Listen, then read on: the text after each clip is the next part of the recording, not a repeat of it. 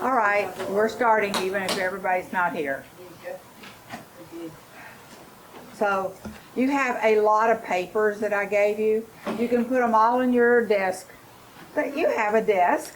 You can put them all in your desk, and we're just going to look at the first one, which is what we're doing the whole time. The rest of them won't be for a few minutes. It's not like they're going away forever, but there's too many papers to look at when your desk is covered. Counters. Oh yeah, we're going to need those. Oh, I didn't see too much in there. I don't know if it counters in there or not. It didn't seem like it. I just want Maybe we could count those. We will ignore the fact that we've got different shapes. I need it. They'll be fine.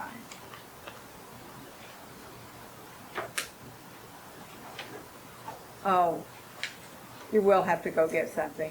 We need the kind that are stuck together, you know, like 6 and 2 and 8.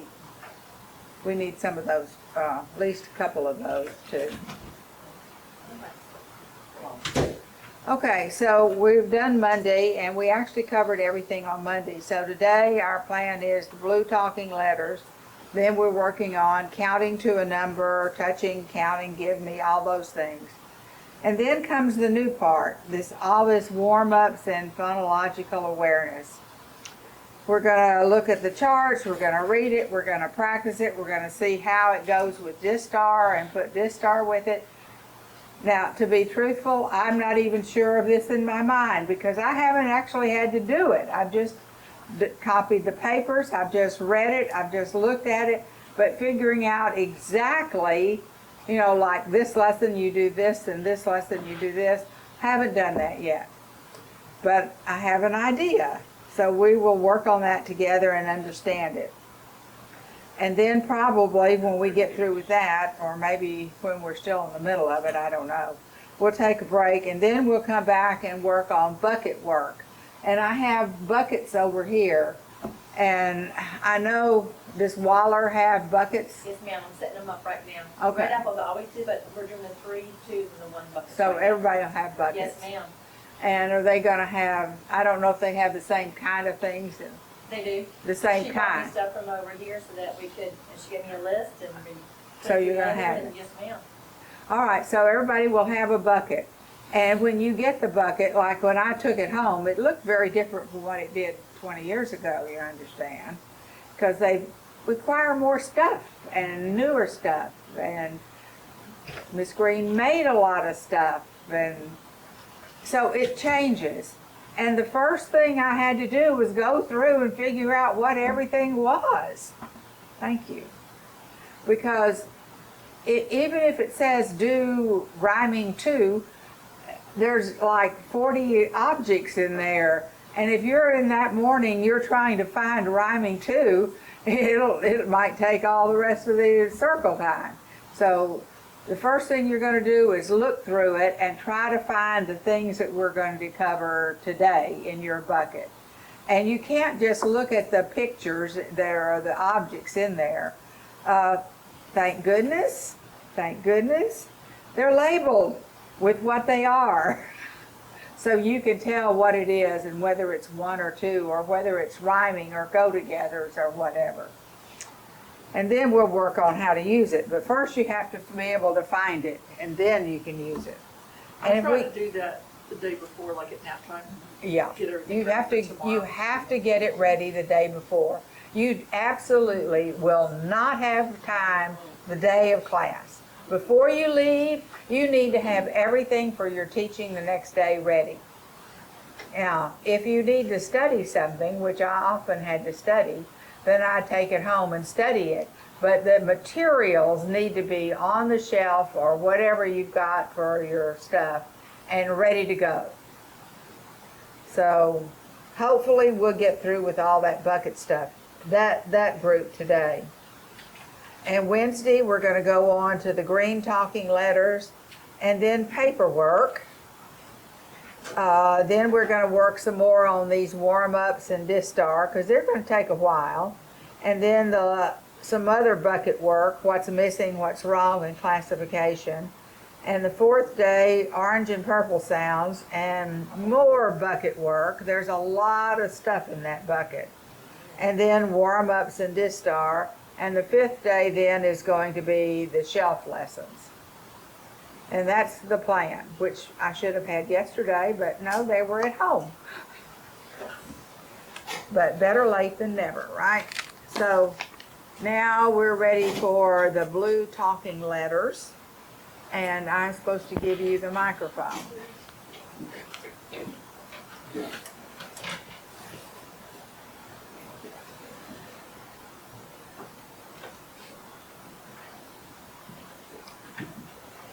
They're not grouped yet. I mean, they're together, they're just not taken.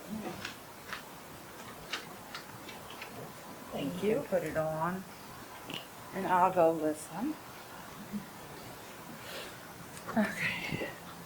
So is there an order that we do them in? I don't think so. Okay. I don't know. I don't think so. So I usually start with this one.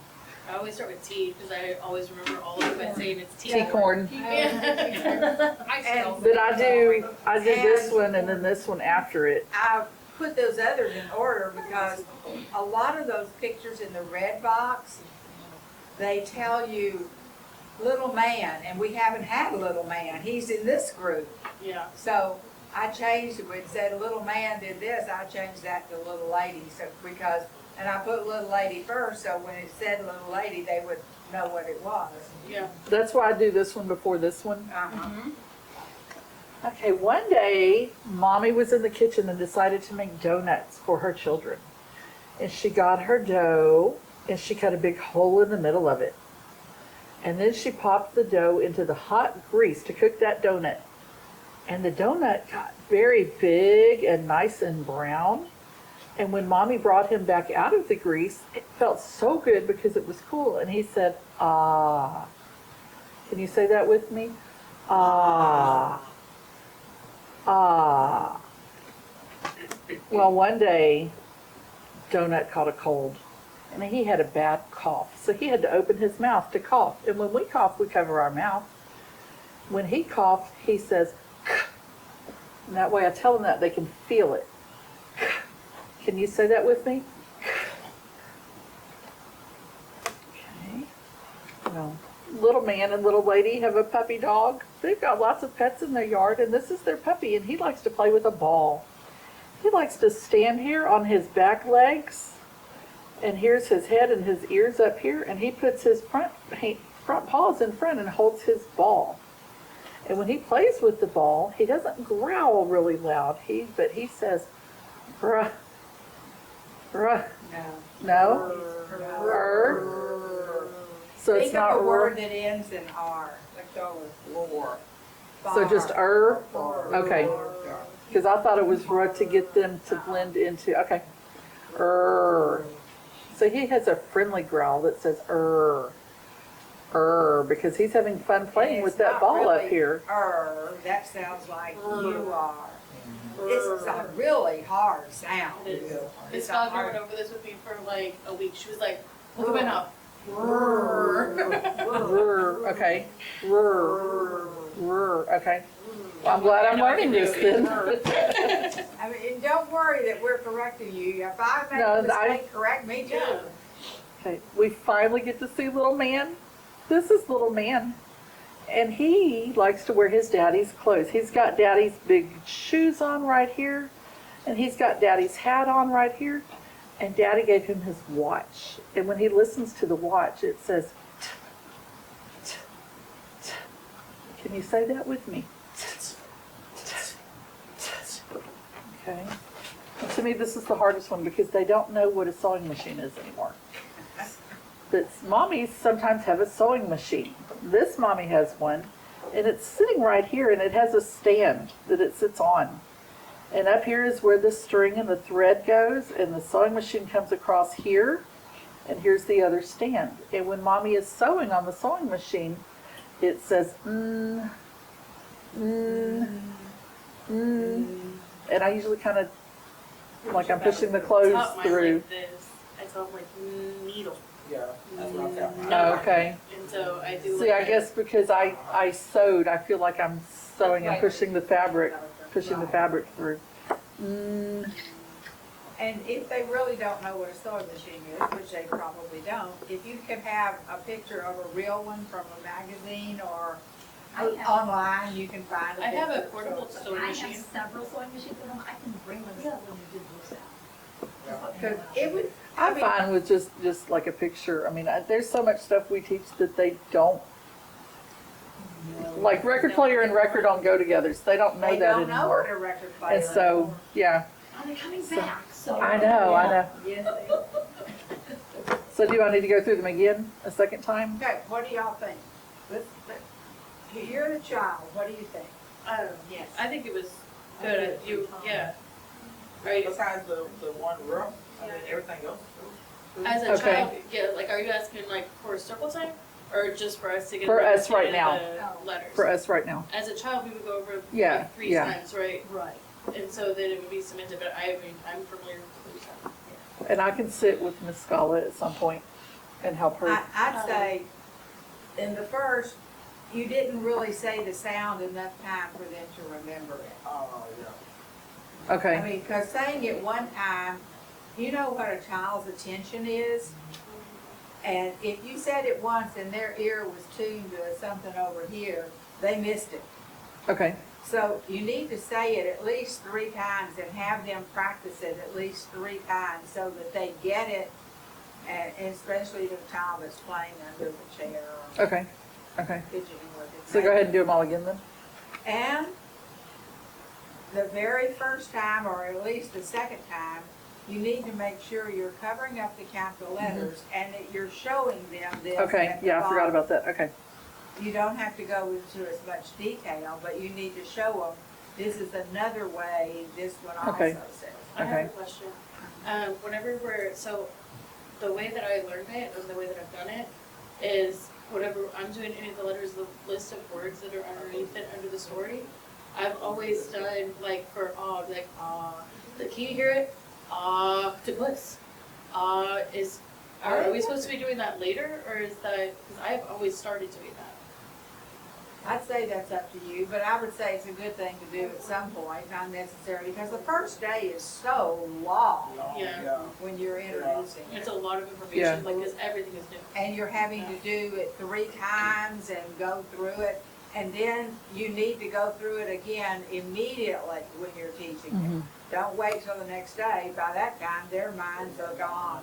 So at least 3 times after you've gone through and you showed them the picture, then you go through again immediately. Right. Shortening the story a little bit. And the 3rd time, you're just showing them the picture. Yeah, All right, so do it one more time okay. for us. So like this is the very beginning or like this is the second round? The very beginning. Okay. Take 2. Don't be. We all know It's you're a just- good teacher. Yeah. And look at where your fingers are. Okay. That was tricky for me too. Because I want to hold it with my right hand all the time, and especially when I'm transitioning those, So a I'm lot sure of times this I would first, look so I'm down doing and see if I this, was and covering up the letters or not. okay. Mommy was in the kitchen one day and wanted to make donuts for her children, so she got her dough and she cut it into a circle and she cut a big hole out of it. Then she put the donut into some hot grease because that's how you make donuts. And when the donut was cooking, it got nice and big and brown.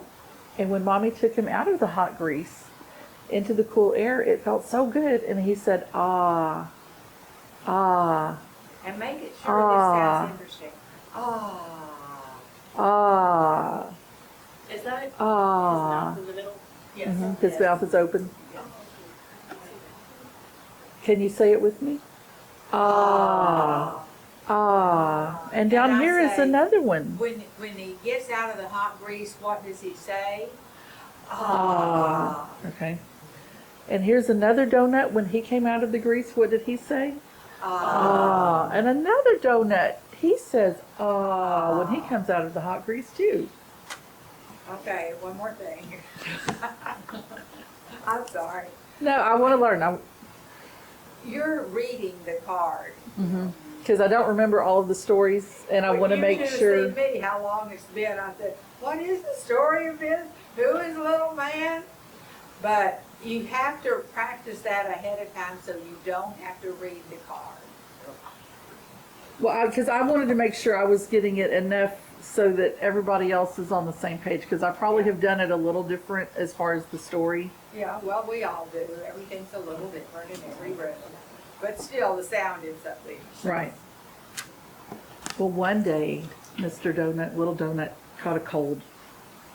And he had to start coughing, and he had to open his mouth to cough like this. And when we cough, we cover our cough.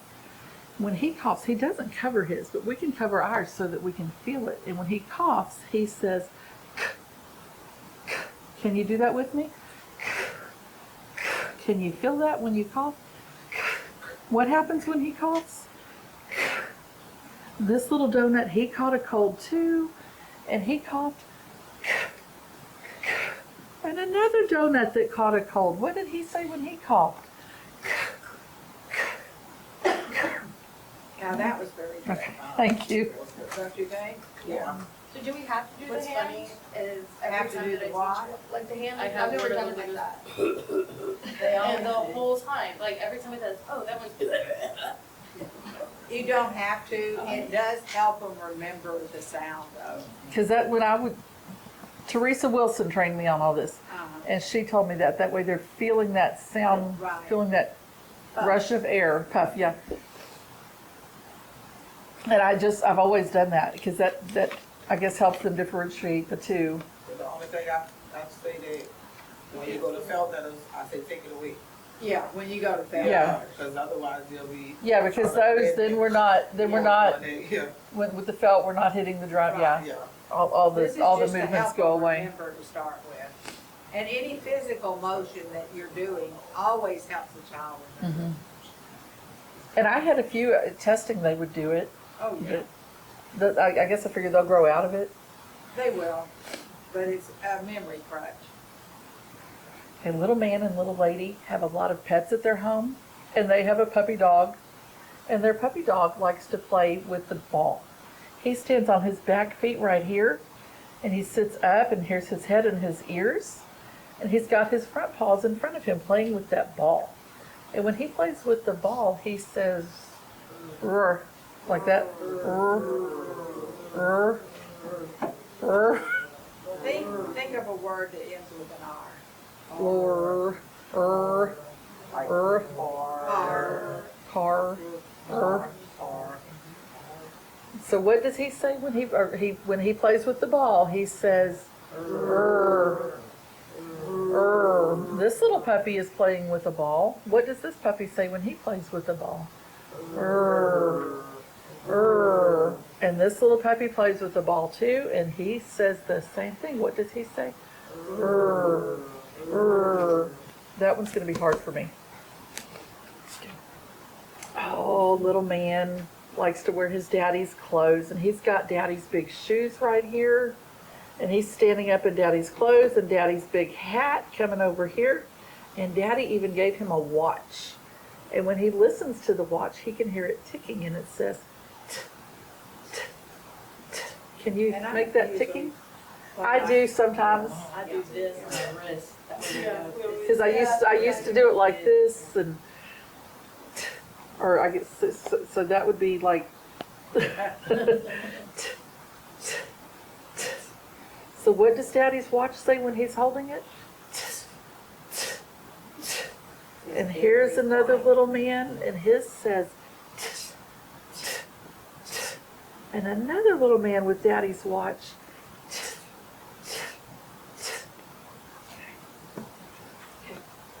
Mother has a sewing machine. She likes to sew some clothes sometimes or pillowcases. And here's her sewing machine right here. It's on a stand right here. And here's the sewing machine, and up here is where the thread goes.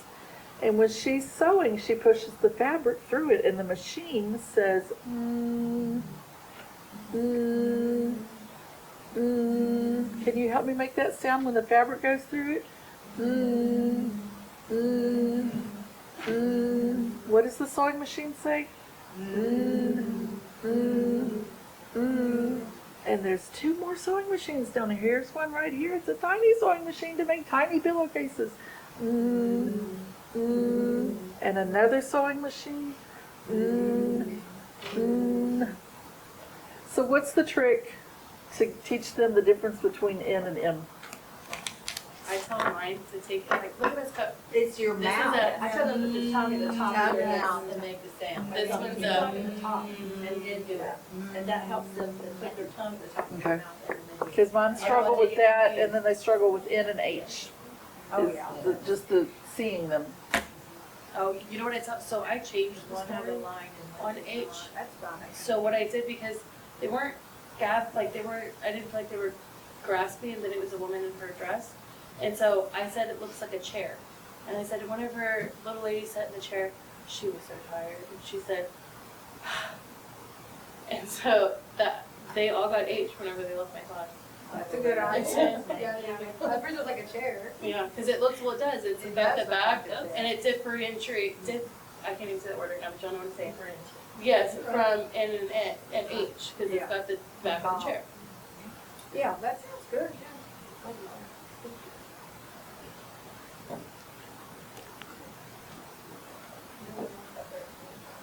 Thank you. I know, right? I printed all of them out, and then I. It's like singing for parents. Look at them. There you go.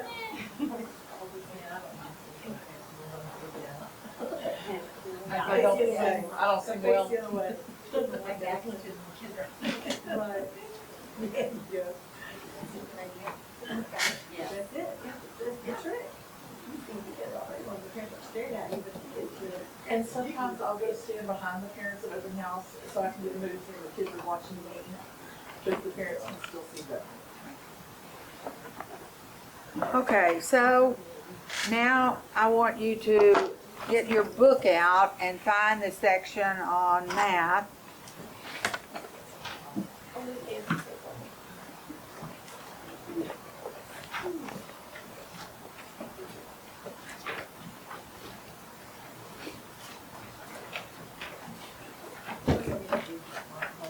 Welcome, wayward Mr. son. Hammond's gonna be here momentarily, he just had to go feed the kids. I'm more worried about Ms. Vila.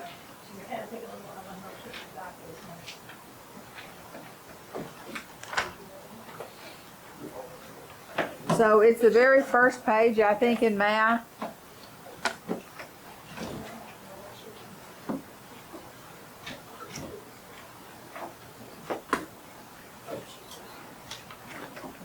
It looks like this.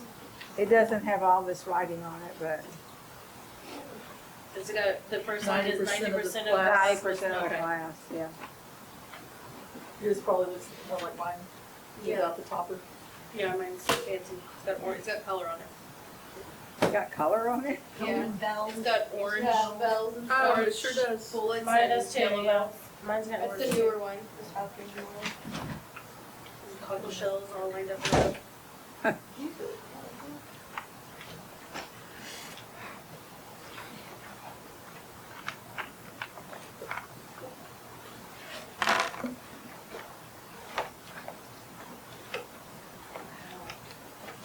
Okay, so to most of us, we think you teach a child to count and that's all there is to it. They can count. And sure, they can say these numbers, they're memorizing it just like they memorize words to a song. But they have no idea what it really means, and the ability to use that comes after that they are able to actually say the numbers in order. Even a young child can, sometimes you've taught them to say 1, 2, 3, but they don't really understand what 1, 2, 3 is. So you have to work on being able to say the numbers, and you start with being able to touch them and count them, however many you have. You start with a small number if they're younger. You can start with more than that, like 5 or 6 if they're older.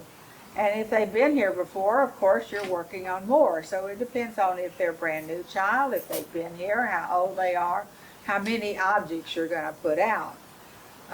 So we're going to put these objects here in front. It's probably better if you have the same color so they're not distracted by the color of things and you're counting objects, but it's too hard to pick out. Well, I could pick out all brown maybe. Oh, different shades of brown. That's maroon, I guess. It's not exactly red. All right, so here we have, now I have another one. Brown? Yeah. All right, so you can count. What is the whole logic of being able to touch and count? What are you working toward? What do you, Counting money. not money. I thought it was counting money. right? Oh, but that's moving count, that's not touching count. Why do you want to be able to touch and count things? So they'll remember. So they can tell how many they have of something. Yeah. Fine motor skills.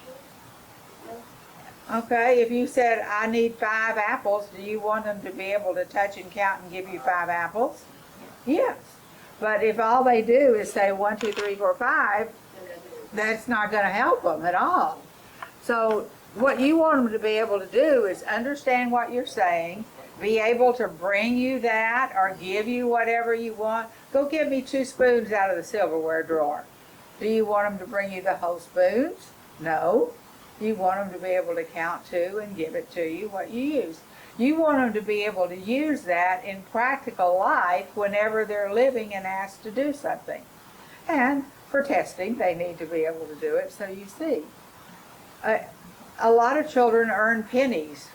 Maybe not anymore. They may earn quarters or something. I don't know. But if you ask how much it costs, and you say you'll need to get 5 of your pieces of money, then they need to know how many that is.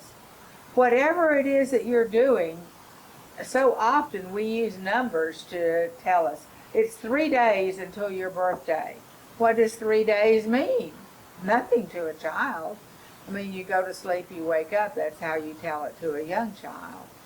But an older child needs to be able to understand and count 3 days.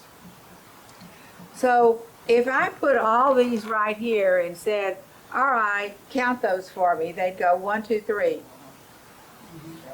Because they don't understand the concept of 1 to 1. Only one thing at a time. You can't say 1 and mean all of this. 1, 2. That's what the young child would do if they memorized numbers 1 to 2. So you're going to start with putting these things way far apart and have them touch and count them. All right, we're going to count these things. And look, I can count them. 1, 2, 3, 4, 5. When I say a number, then I'm going to touch one. So you do it with me. Are you ready? And have them sitting there across from you, and they're doing 1, and they do 1, 2, 3, 4, 5. Good, let's do it again. 1, 2, 3, 4, 5. Now see if you can do it. And you can watch, and the chances are they can't. It's going to take practice with you over and over again. Okay, let's say 5 is too many, and they're going 1, 2, 3, 4, 5. You say, okay, let's try this. Let's see how many we have here. When I say a number, you're going to touch it. 1, now you touch it. 2, touch it. 3, touch it. Okay, let's do it again. 1, touch it. 2, touch it. 3, touch it. All right, now I'm going to point and you touch it when I say it. 1, 2, 3. Okay, let's do it again. 1, 2, 3. And you have to slow them down because they're going 1, 2, 3. So you have to say it with me. Are you ready? 1, 1, 2, 2, 3, 3. Good. Let's try that again. 1, 1, 2, 2, 3, 3. Good. Now you try it by yourself and you let them try. Sometimes they can do it. Sometimes they can't. But that's as much as you're going to do at one time because they're tired of boring or listen to this right now. So you have to keep in your mind, or you write a little note, needs to keep practicing touching to 3, far apart, not ready to move on. When they can go to 3, then you can try 4 or 5. And if they get to where they can do, and I'm just making this up as I go along, I don't know how many it would take. If they can get to 5 and they're far apart like this, and I consider this pretty far apart, then try moving them a little closer together. When they can do it that close, try a little bit closer.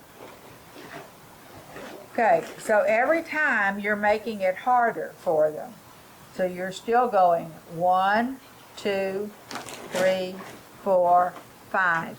If they don't get it at all, take their hand and hold them and help them point when you say it. All right, touch it and say 1. Touch it and say 2. Touch it and say 3.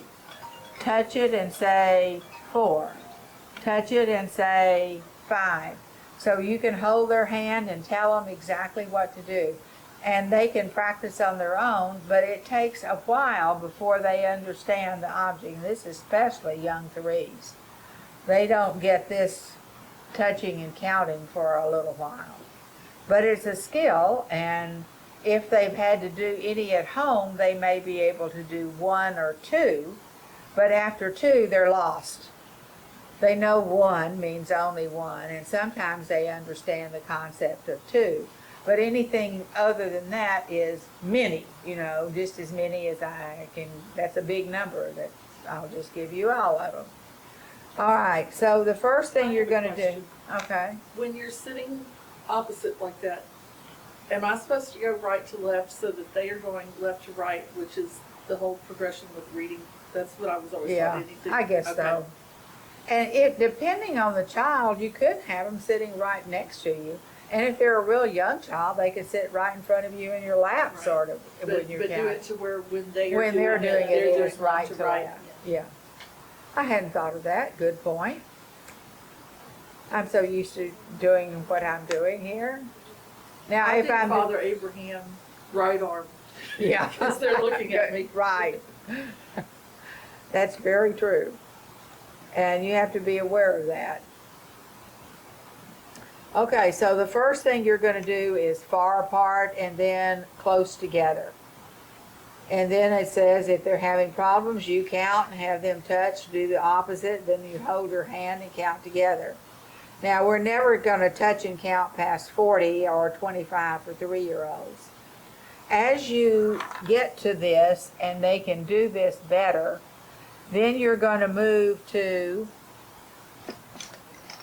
where they're connected together. And this is harder because your finger just slides across this. It doesn't see an individual thing. They see one long bar here. So to tell them on this, you teach them to squeeze it and say 1, 2, 3, 4. And with some children, you can do it either of 2 ways. You can say squeeze it and then say the number, or you can say the number and squeeze it. Depends on the child which one is easier for them to do. Sometimes they're concentrating so much on saying the numbers that they can't coordinate doing both at exactly the same time. So you're going 1, 2, 3, 4. And how many was that when we counted them? That was 4. And always be sure to, when you get through, tell them what you ended up with. How many did we count? We counted 3. We counted 5. So let's count 5 again. 1, well, you don't know how many they were the first time you count them, but after that you will. So you're starting with just the short things here. Now, you could use these same things and connect them together. But now you got to give them a lesson on this is easier than this, because this all looks brown. So you have to say every time there's a little break here, you have to move to a new square. 1, 2, 3, 4, 5. And eventually they can move to just touching the top. 1, 2, 3, 4, 5. How far do we want them to be able to go? Well, we hope they're able to touch and count to 10, for sure. You really would like 3-year-olds maybe to go a little further if they're the older 3s. If they're the younger 3s, if they get to 10 to 12, depends on how well they're counting. That's probably as far as they would need to go. But the 4s, you're going to go to 19, and most of the time you're not going to have to touch and count anything over 19 until you get to kindergarten testing. All right, these are not hard to touch and count. What if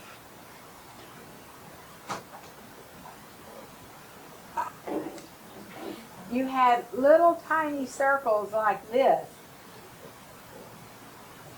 Are those harder to touch and count? Yes. Much harder.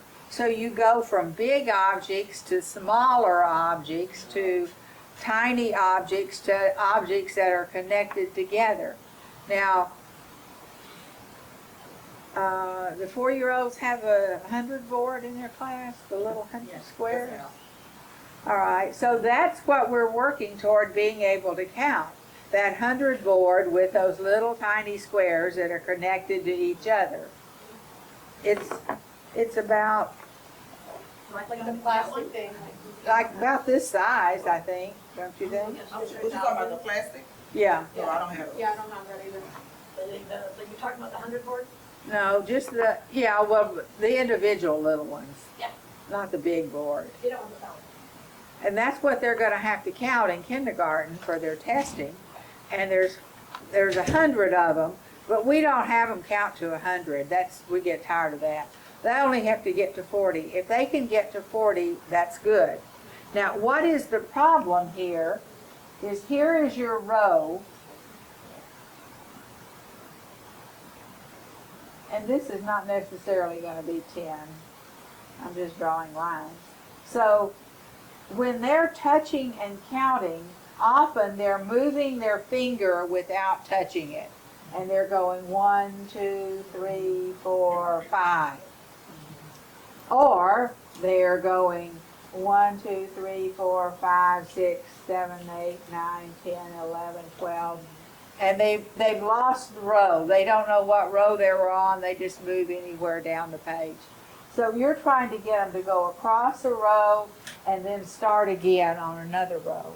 Or if they were able to go down and go back, that would be fine too. But this is a big skill that you're working toward. And touching these little tiny squares connected with another row underneath it, you could put another row of these, right next to it, and that would help do the same thing. You could work on that. But not with 100 or 40, just 3 or 4 or 5 to get them to go to one row and another row. So keep in mind what you're working for and as far as touching and counting. There's so many times that we touch and count that we don't think of it.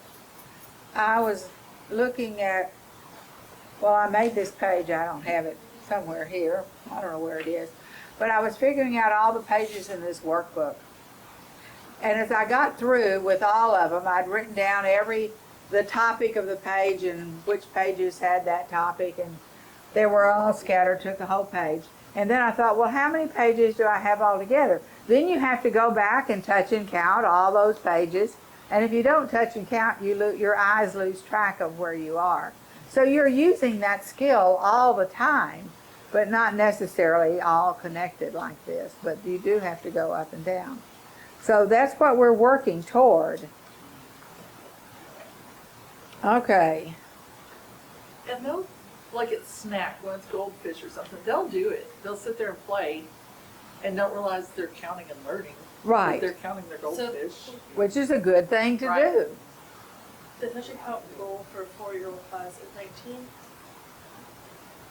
Like if you're into a 4-year-old class, Your goal is to get to 40. your goal is to 40. Right. I'd say 3-year-olds, the goal is to 19. Give me for 4-year-olds, 19. the give me is 19. Yeah, 19 for touch and count for threes. yeah. Not that they'll all get there, but usually there's somebody that can. It's just the goal. It's just a goal, right. And some years you have classes that get it, and some years you have classes that don't. But if you have one child that gets to whatever you're working with as a whole, like 15, okay, now do you see how hard this is to touch and count? And sure, there's little lines here, but they're not too discernible, and your finger is bigger than the lines. Well, maybe their finger is not. So it takes a lot of skill. We have a lot of kids that can't touch and count to 10 on the first row. Isn't that right, Miss Hammond? And they skip their skip rows. They don't know to go. They'll just go down anywhere and start on another row. So we make a note of if they touched and count to 20 but skipped a row, which happens. So all of these are skills that you're working toward, but not necessarily going to accomplish when they're 3. But they start working on it. In fact, probably even 2-year-olds start working on counting 1 and 2 and 3. They may not know it all when they get through, and I always have new kids that know nothing. But this is much harder than these things are. Even if you put these together, it's harder than this. This is much harder. We have 10s, which are just one row of this. And we start with those. No, And we you- actually start with 10 cubes and different cubes. Right, you do, but you end up with this. That's what we do. So we could give every class one of the 10s, maybe. I could do that. I've got a closet of wooden stuff. Yeah. So we have plastic ones too. I do, but I like to use them in the classroom because it gives the kids to put back on the shelf. Oh, That's heavy. okay. So Well, if it's you- not heavy when there's one of them, I but, know, right? all right. So we could give every class one so you could practice. All right, so that's the touching and counting, but that's not the only thing you're wanting them to be able to do. You want them to be able to give you something, like give me 4 spoons.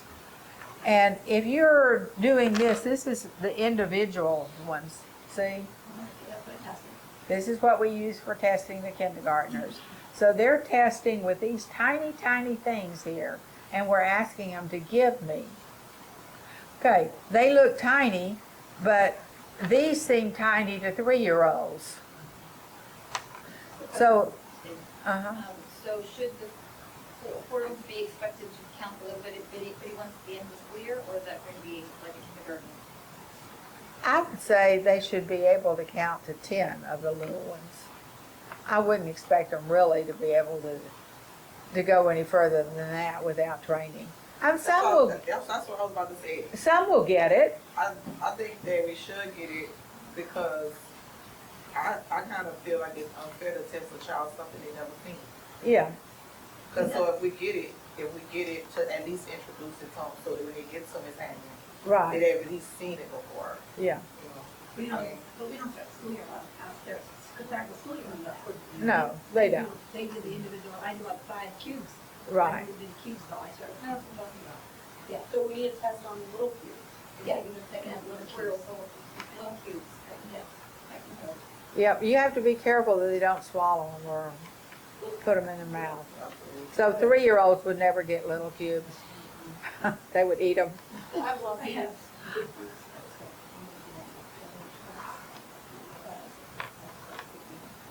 So what we're trying to get them to do is you give them a whole bunch of blocks in front of them and you say, give me. All right, give me 3. That's what they do when they start with, all right, you wanted some, I gave you some.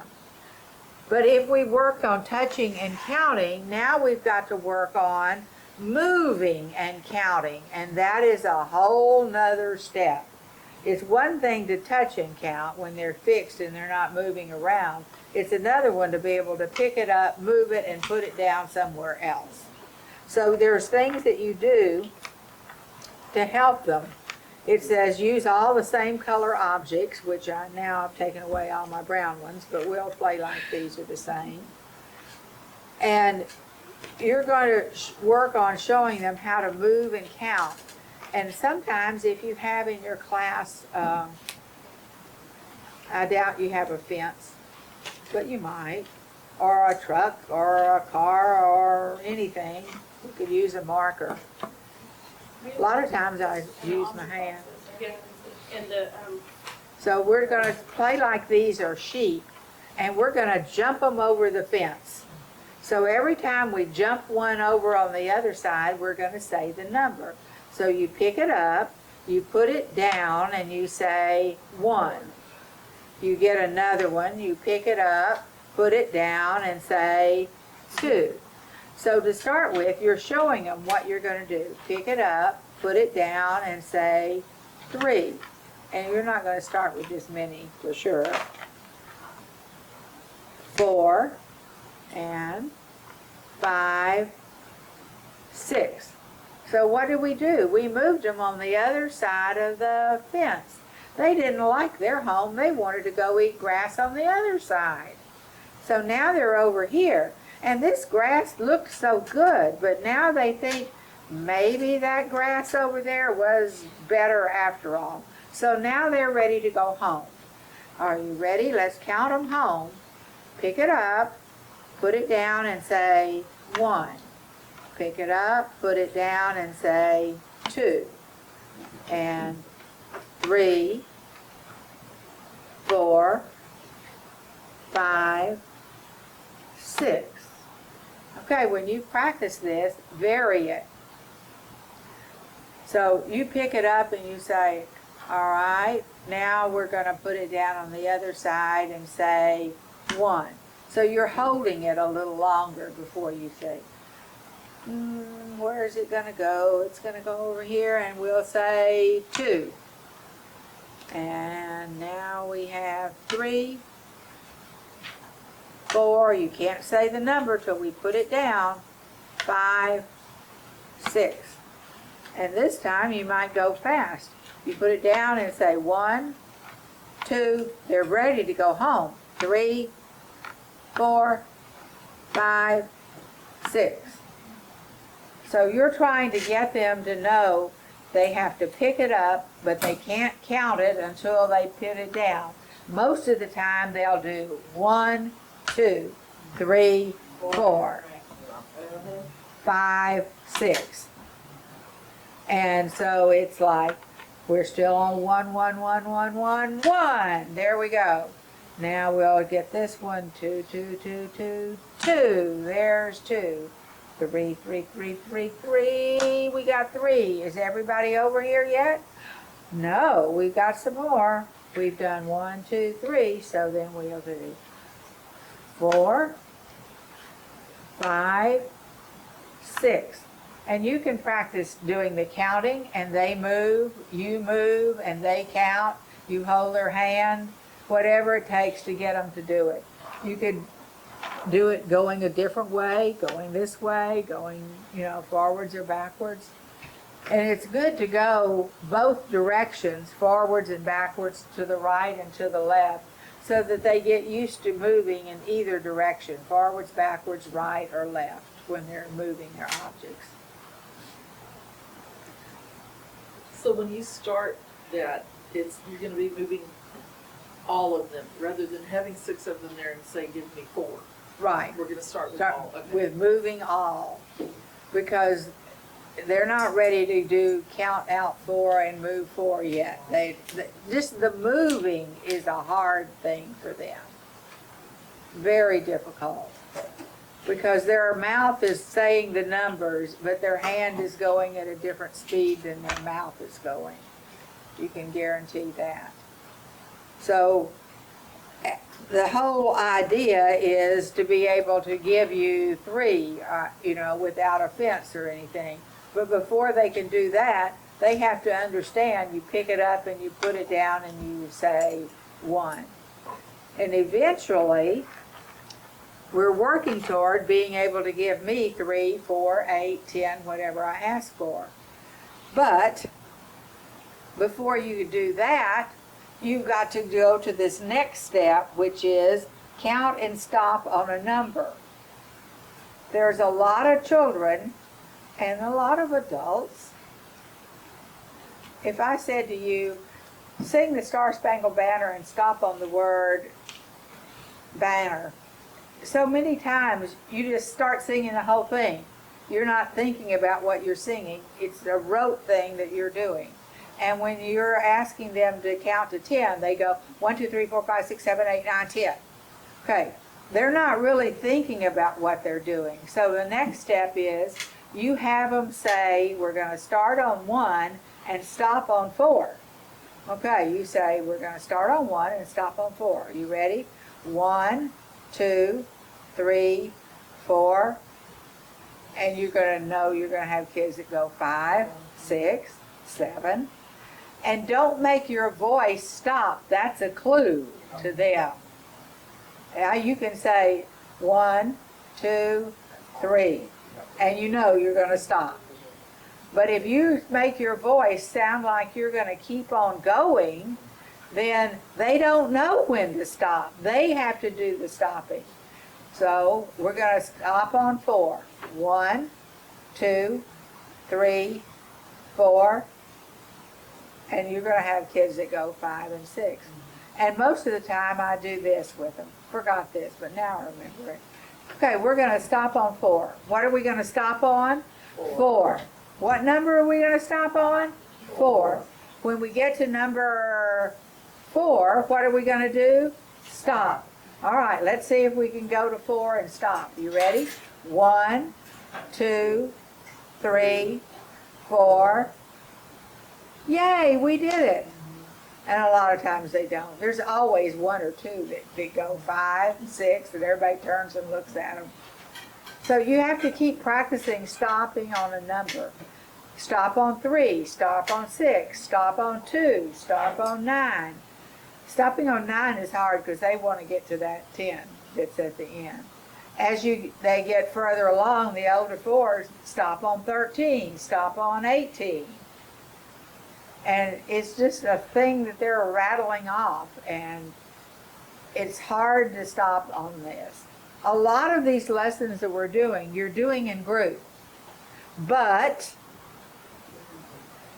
it's going to take individual lessons with a lot of children before they can get the touching and the moving and the counting. Some get it from watching you do it, but a lot of them take at least 2 or 3 individual lessons during a period of a couple of weeks to be able to do that skill. Maybe longer than that. This year in the Eagles, I found that when I would say stop on 10, I had some that would want to keep going on. So instead of telling them that they did it wrong, every time somebody did it, we had to keep doing it. So then some of the super Sallies paid attention that I was making them do it a lot of times because that person kept messing up, but I didn't point it out. And so I would hear them say, "But you stopped on 10." So then, because we got to do it again. Yeah, like, stop on 10. She's never going to stop us from doing it. Yeah, like one day I think we did it like 12 times. And I said, we gonna just stay right here until we all, and then when they stopped on 10, I was like, that's what we was waiting for. I think it's a good plan. Yeah, I was like, you know what? I'm not going to entertain it because sometimes they want you to. Oh yeah, point them entertain out. it. Yeah, Yep. like, nope, we're just going to keep doing it. Yeah, they're very smart. You know who started it, Charlotte? Rhythmic County, whenever, And they'll all turn and look at the child. whenever the children come into our class and they've learned from another school or from another parent, and they're counting rhythmically, and like usually you'll find it on 10 when they're like 7, 8, 9, 10. And Yeah. even if they keep going, is that something that even if they'll still say, because I had a lot last year that would get to 10, they go 10, 11, 12, 13, then we go to 20, 19, 20. Is that something that I need to correct? Or if they're continuing, is it okay?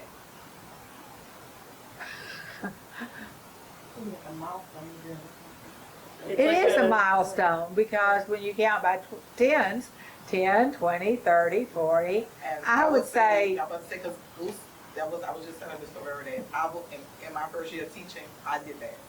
And I think it's a learned behavior from a teacher. So if you continue to I don't do Like Rhinebeck if County, you, but I yeah, had a if few you come don't in bring your that had voice already, up, cause And I they'd would, be like, oh, yeah. I but like I'm the just way- expressive as, yeah, I like, love the way period. Sally does it. And Instead so, of, oh, yeah, maybe pointing out the because ones we that's would doing count it right. loud, we would count quiet, we would count Yeah. to try to break the rhythm, so that, like, no matter what volume we're counting at, it's all the same. Right. But I just wanted to know if that was something that I should be correcting, because I had a hard time correcting it last year. Yeah, I can see that they would, because it's like it's something that they've learned from somewhere else Well, and if you when they think were like younger. the Miss Rachel, all of the YouTube stuff that they're in front of, they go to 10, and then they're like, And it, 8, yay! 9, 10. Yeah, And they so do. They do. it's I've watched hard that. because they sit everywhere else except for with their teacher. And you might say to the child, or sometimes there's more than one, you know, that's what you learned before, but we're getting older now, and we know to count more than that, so we're not going to sound excited when we get to 10, because we can go more than that. Yeah. or it's the sing song. 1, 2, 3. Yeah. And it's Takes forever to count. 1, 2, Yeah. So I just, Yeah. 1. 2, 3. Otherwise it takes forever to count in class. So, when I get there. When I took piano lessons and I was playing too slow, my teacher would make me stand up and do jumping jacks, which got my heart going, which made me play faster. And I've done that. I make them stand up and jump, and it does help them count a little bit faster and not drag it out. And it's a good little brain break. Yeah. Or you might vary the speed. Today we're going to count slow, tomorrow we'll count fast.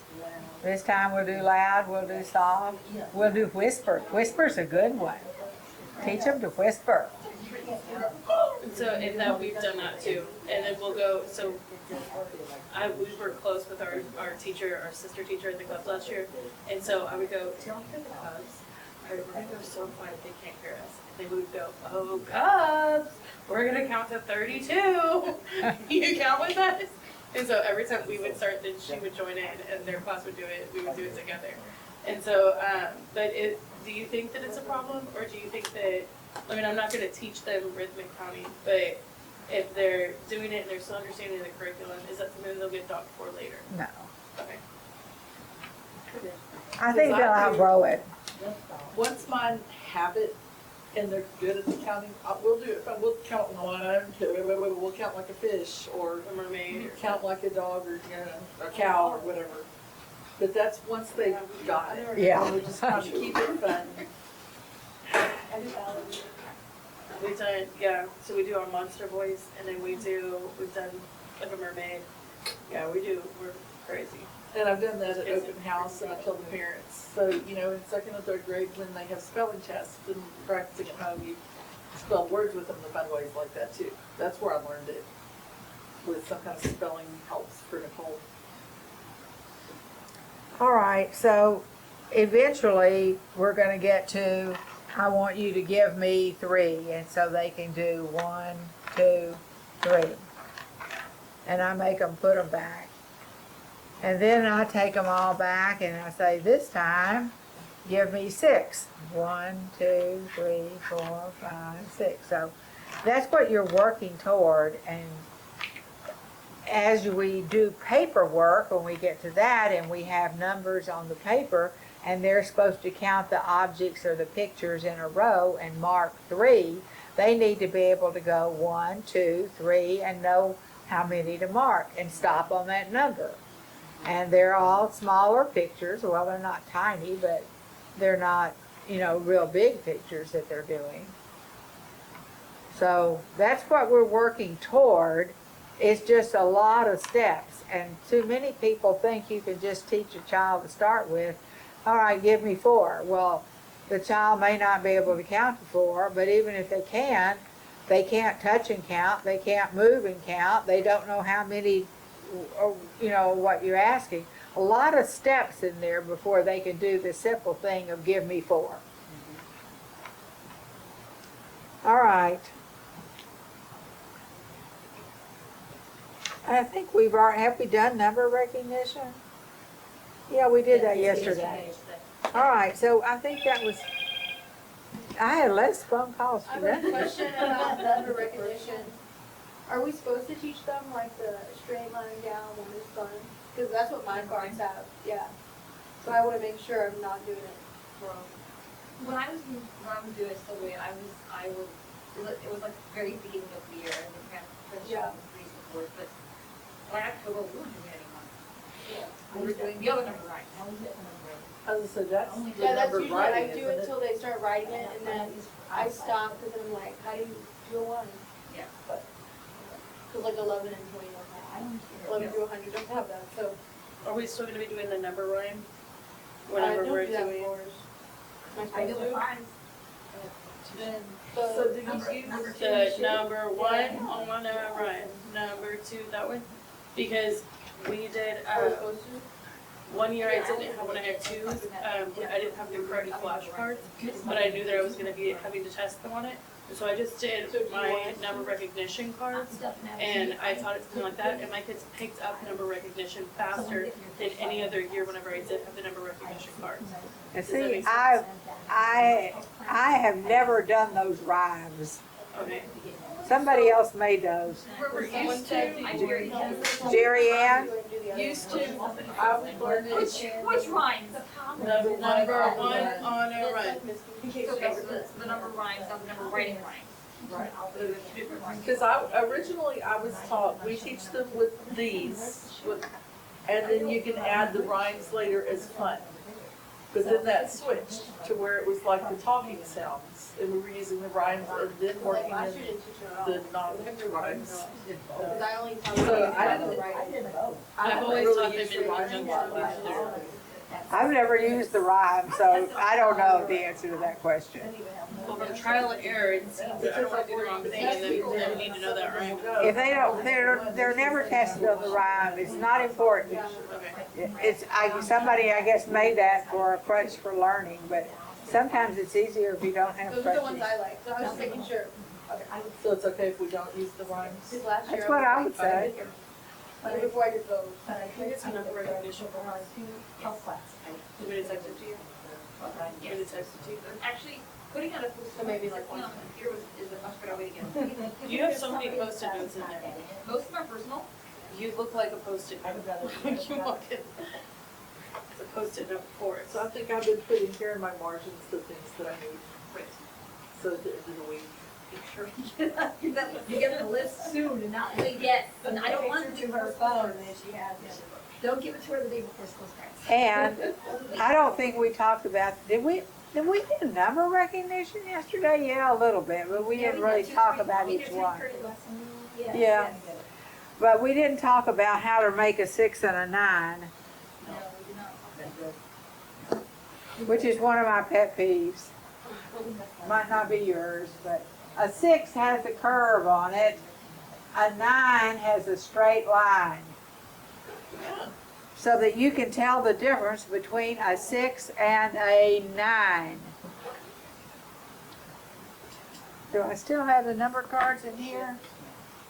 But it won't help. Yeah.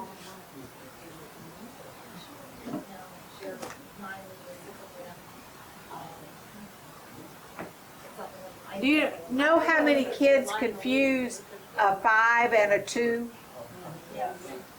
And for the life of me, I couldn't figure out why they got 5 and 2 mixed up. Well, many years ago now, I was driving down the street and the sign was 50 miles an hour or something. But somebody had knocked the sign upside down and it was reflected backwards. So if you turn it upside down and look at it backwards, it looks like a 2. So what they're seeing is the upside down picture and the backwards thing. And that's how they get the 2 out of the 5. And it really does look like it. So that's, at least it helps you understand why they mix up the 5 and the 2. And they look exactly the same if they're made in a certain kind of writing font. Exactly the same. You can't tell the difference. That it's really an upside down and backwards 2 and 5. Anyway, that's just because you're going to have children that mix up 5 and 2, no doubt about it. 6 and 9, I can understand. But 5 and 2, I could never figure out why they couldn't get those two. All right, I think that's the end of that part. So on here for number recognition, it says 1 through 6. We don't start with 6 of them as 3-year-olds do. No, We would start with 1 and 2, or 1, 2, and 3. I'd say 1, 2, 3, but you're working on one. You're working on one, but you mix it up with 2 and 3 so they can find it out of 2 and 3. So you're just teaching Okay. one number at a time. That's all you're teaching. Okay. But you have it mixed in with the 2s and the 3s. Yes. And then when they can find the 1 and say the 1, then you do the 2 and you say this is a 2. I mean, when you put out the 3 numbers, you're saying this is 1, this is 1, this is 1. Where is the 1? Now you're going on to 2. This is 2, where this is 2, this is 2, now this is 2. And then you add the 3. And when they can do all 1, 2, 3, then you're going to teach 4, but you're not going to mix 4 up with all the rest of the numbers. You're just going to add the 4. Okay. And you can show 4, this is how 4 looks. And make 4s with straight lines, please.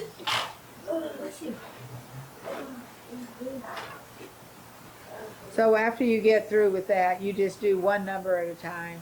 And know that 6 and 9 are going to be very, very hard. Well, 5 and 2 are going to be hard too. Everything is hard for a child. Everything. Unless it's something they want to do, and then it's not hard. It's not hard. Then it's not hard. If they want to do it, then it's not hard. All right. Let's take a short break, go to the bathroom if we need to, get a drink, and we'll come back and we'll try to discern what we're going to do on all this. So you can put the notebook up and everything else and get out these papers that are in your desk. There's an order to them, but I didn't pass them out in any special order, so we'll have to look at them.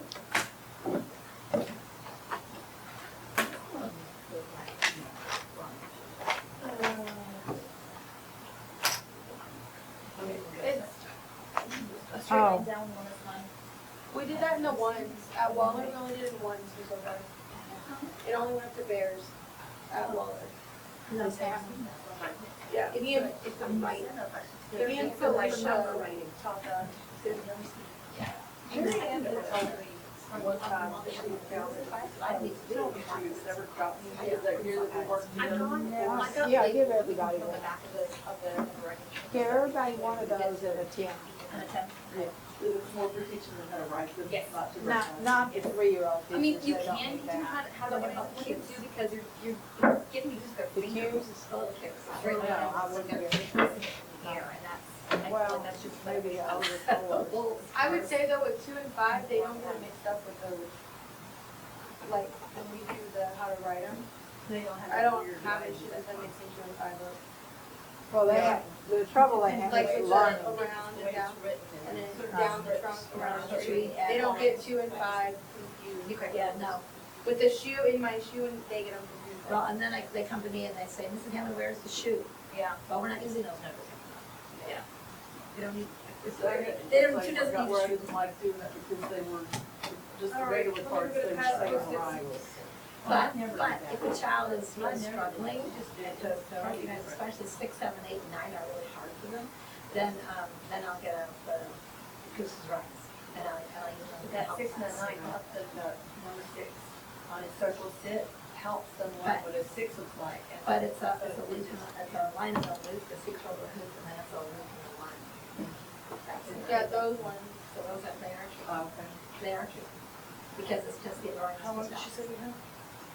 I Are you going to Waller in the morning? Remember that girl tomorrow morning I am. Will you go Thursday morning? Now I'm coming here. Okay. Nicole's asking to borrow my 80s sweater for Thursday. Thursday, but that was, I thought it was tomorrow. Wednesday. No, I don't know. I can't get it to her for tomorrow, but I can share it with Erica or Natalie. If I bring a sweater tomorrow, can you take it to your mom for Nicole? No. Tomorrow, my 80s sweater. I forbid it. Or Brenda. Oh, yeah, okay, so you're working in the morning? If she is like trying to start You're at it, all I in know the what morning. this is. Okay. Just hit the back door open. I'll do that. Let's run it. Don't you make it like the other day? Salsa. You want some more? I've been waiting for my birth bad She don't need none. She knew you before me, and she wasn't worried about it, not just because you brought me. No, I She- saw she her little worried video about of shaking it in the jar. That's right. And I said, that looks good. I said, That that was was for you. awesome. That was, I I can really put some on. enjoyed that. Yeah, that way we could just get some cheap communication. I ain't gotta spend another $15 for them. Make it spicy. Are you ready for the first year? No, I'm ready, Practice those sounds. That's my thing. The sounds. Yeah, I'm gonna tell you, those sounds will be out my first year. Or be deaf. Yeah. Because that's when my dialect was very different. And so it was hard because the way we say stuff in Louisiana, they don't say it like that either. So it was just like, I went to boo-hoo, and I'm like, I don't want to teach these kids wrong.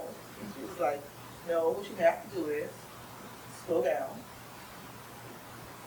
practice in the mirror, saying it, keep practicing saying it, and eventually it's gonna, so even when you're talking to people, it'll be different when you're teaching. And so that's what I did, and then eventually I started feeling I'm more gonna comfortable. wanna say, oh, the, you know, the sound. Yeah. See, and this year I had like this kid, Adrian and Cam, they both came in together, and they came from public school. So like when I would say like, it'd be like it's A, I'm like, it is A, but what sound does it say? Cause I couldn't take it from them, they knew it. yeah. So that was the hard part. And they like, so the whole class kept saying, oh, it's A, and I'm like, no, but what's that, cause they couldn't help It's themselves. Davis, I even got my group to know, the vowels. They knew all the vowels. And they knew that the line on top needs to say the name, the difference in the sound and the, yeah. Wow. They did really good. I was super proud of those guys. I'm gonna miss them. I'm gonna tell you why though. It's because I had them in the butterflies, and when I went back to Eagles, they all moved with me. Oh, So wow. I introduced them to things because I already was a 4-year-old teacher, so I started doing like this star at the end of the year with the 3s. So by the time they got to 4, it wouldn't be foreign. They wouldn't know all of it, but at least they was introduced to it. They'd heard it They before. had heard it before, so, yeah. That's why I say this year I'm kinda like, I'm a little, I was almost at home. because I'm losing all my babes. No? Oh. Yeah, I'm shitting. I know, and I know the two wasn't gonna do well. Cause they trying to. See, I'm gonna tell you this. Look, I'm gonna tell you something.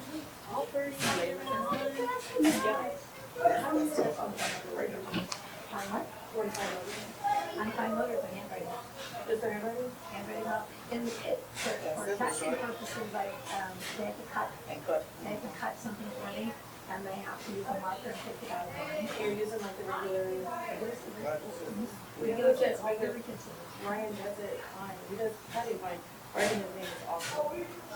Yeah, it looks like Nano the other day. Whenever I was like, does it even say Ryan? It's like, it's Nano. It's like, When I test them in June, for me to know where to start them off.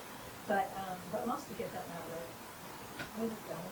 Because they don't have lines to write the letters on. Or know how to trace their name. A good teacher do your handwriting.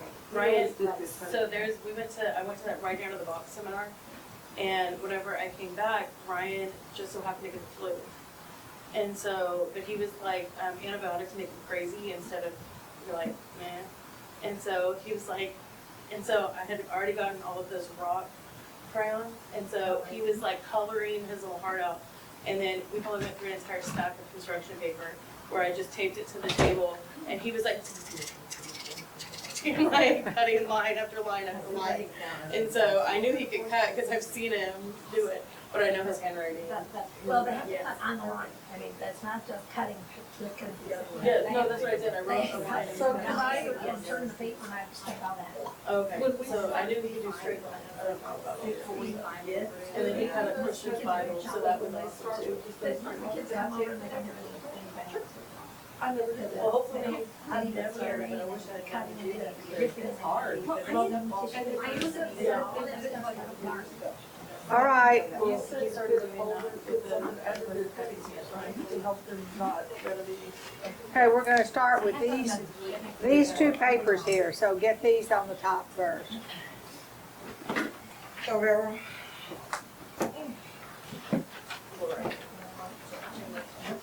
So I guess that would work with once it's a straight line, just that first line.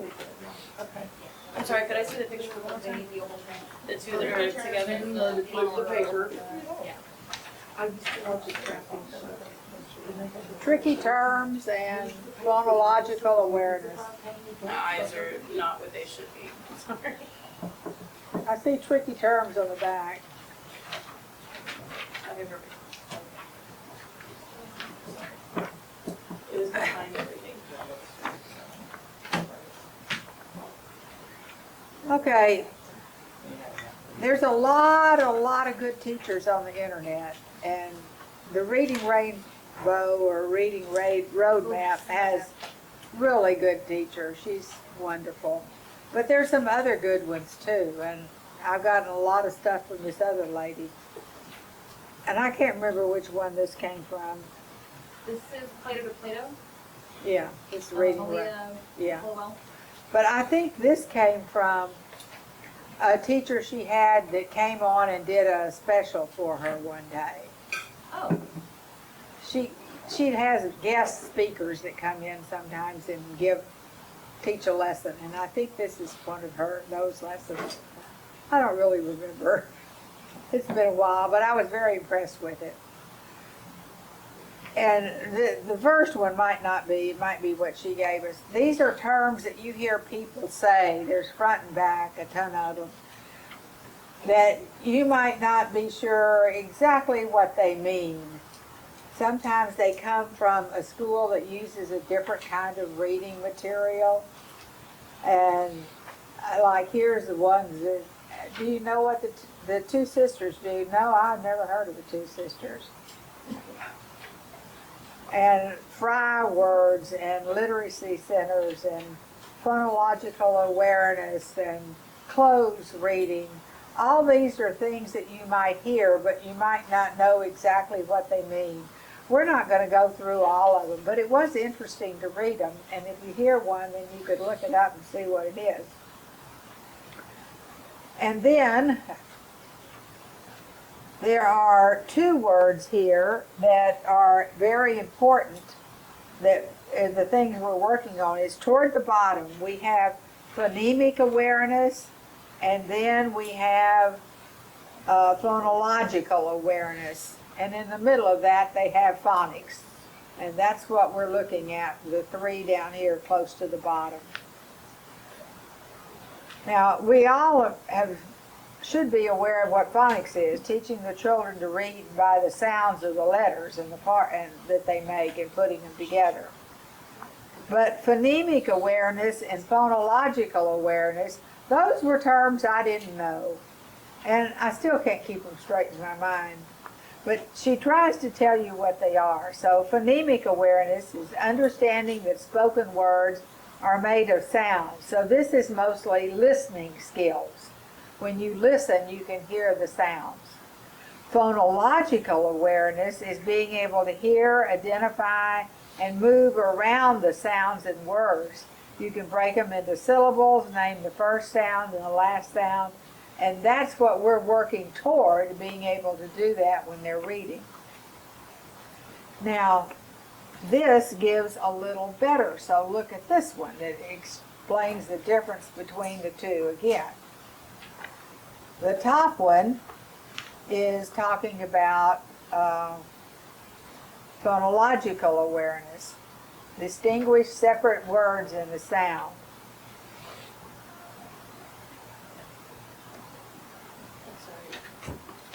And like count the words you hear.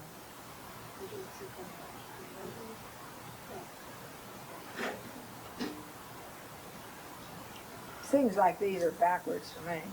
Well, it sounds like they're kind of like the same because Yeah. this one says Yeah, phonemic awareness is right in the middle. Yeah, phonemic awareness, understanding the spoken words are made of individual sounds. Yeah, And then this one says being able to hear, identify, and move around sounds of words, rhyming, breaking words into syllables, and naming the first sound of words are all phonemic awareness skills.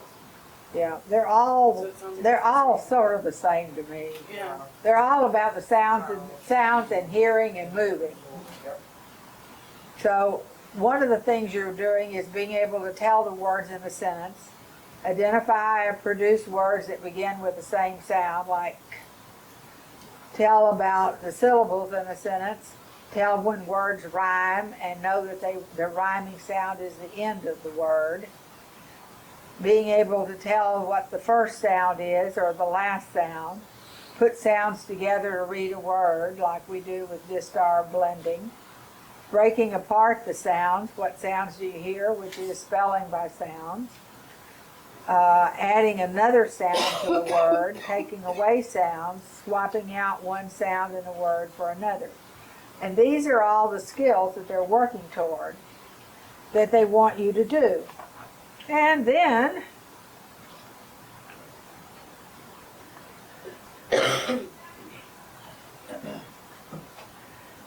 they want you to test on it, and here's the test they want you to give, which I will give you, but not right now.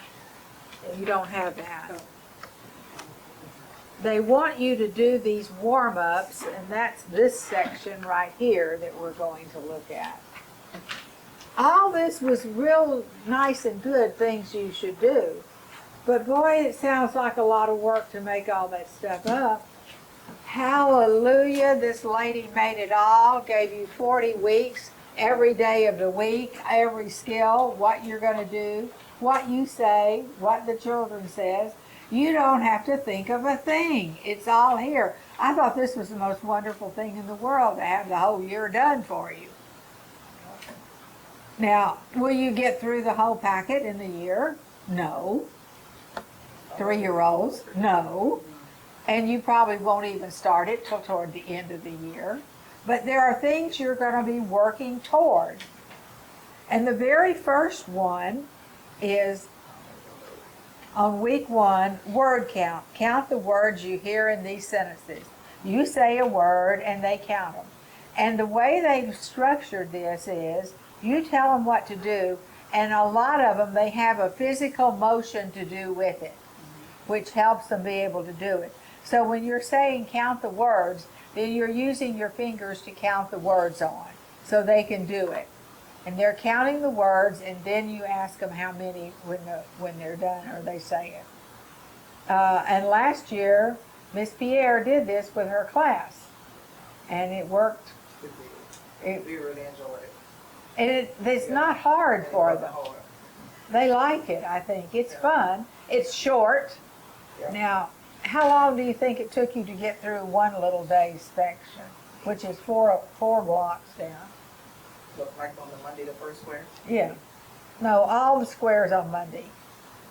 I think what I did was on Monday, I did just the counting the letters, counting the words. Uh-huh. Tuesday, I did half of counting the words and half of syllables. That's when I introduced syllables. Then the next day, I did 2 of the words, 2 of the syllables, and 2 of the rhyming. So I kind of broke it up and did it like that And you until I saw that Julie. it was getting it, and then that's when I would give the whole thing. Yeah. Yeah. And if you're doing the whole thing, 10 minutes? Between 10 and 15. Yeah. I did it myself, answering myself, and it took 4 minutes. So Yeah. I figured it would take at least 10 with Yeah, the class. 10 minutes. But when you're teaching it the first time, it's going to take It takes a longer long time. Yeah. because you have to explain what you're doing. Like even count the words in a sentence. They don't know what you're talking about. They don't understand, we talked about this before, what is a word? What is a sentence? These are strange things to them. And when I introduced the counting syllables, the touching of the elbow showed that they couldn't do that. So I clapped, you did a clap. So, Yeah, I think that's Yeah, we easier. did. I took the touching, cause that was That's, too much of trying to do. Yeah, and I couldn't remember what I was Yeah. supposed to go next Yeah, myself. so we did a clap. So I don't know, those must be smart kids or something. So is this a group activity? It's a or group one-on-one? activity, Okay. group activity. Okay. And it's broken up into little sections, so you could do one here, one now, after the bathroom break, one, when you come in from recess, and one after lunch or while you're waiting for lunch to come. Cause I'm about to say the syllables we would do when we was lining up. Yeah. Yeah, I mean, it doesn't so take It doesn't anything. take a long time, yeah. So this is, and it's so nice to have everything done. You don't have to think of a sentence to say. You don't have to think of words to say. They're all here. So let's go through these and look at the first one, word count. So you're going to say a sentence like, you say to them that she's telling you what you say. Count the words you hear in these sentences. The cat is brown. And they are counting and to them now, you said the cat is brown. Now they have to think to themselves. And you see, they've got to be able to touch and count a little bit to know. So do we read it slower than we would normally say a sentence? You might to start When you with first start off. when you first start. But you're working toward being able to say it. Do we And don't write it down or anything, like on the board? No. No, this is just verbal. verbal. Okay. It's all verbal. Everything on here is verbal. And could 3-year-olds do this? Yes. You could say, count these words that I say, or they can't count. Well, some of them can count to 2 or 3. Yeah. And you could say, here I am, or look at me, or jump. That's a word. You'd have to start out with jump. That's a word. Yeah. Go, that's a word. Sit, that's a word. Stop. Red is a word.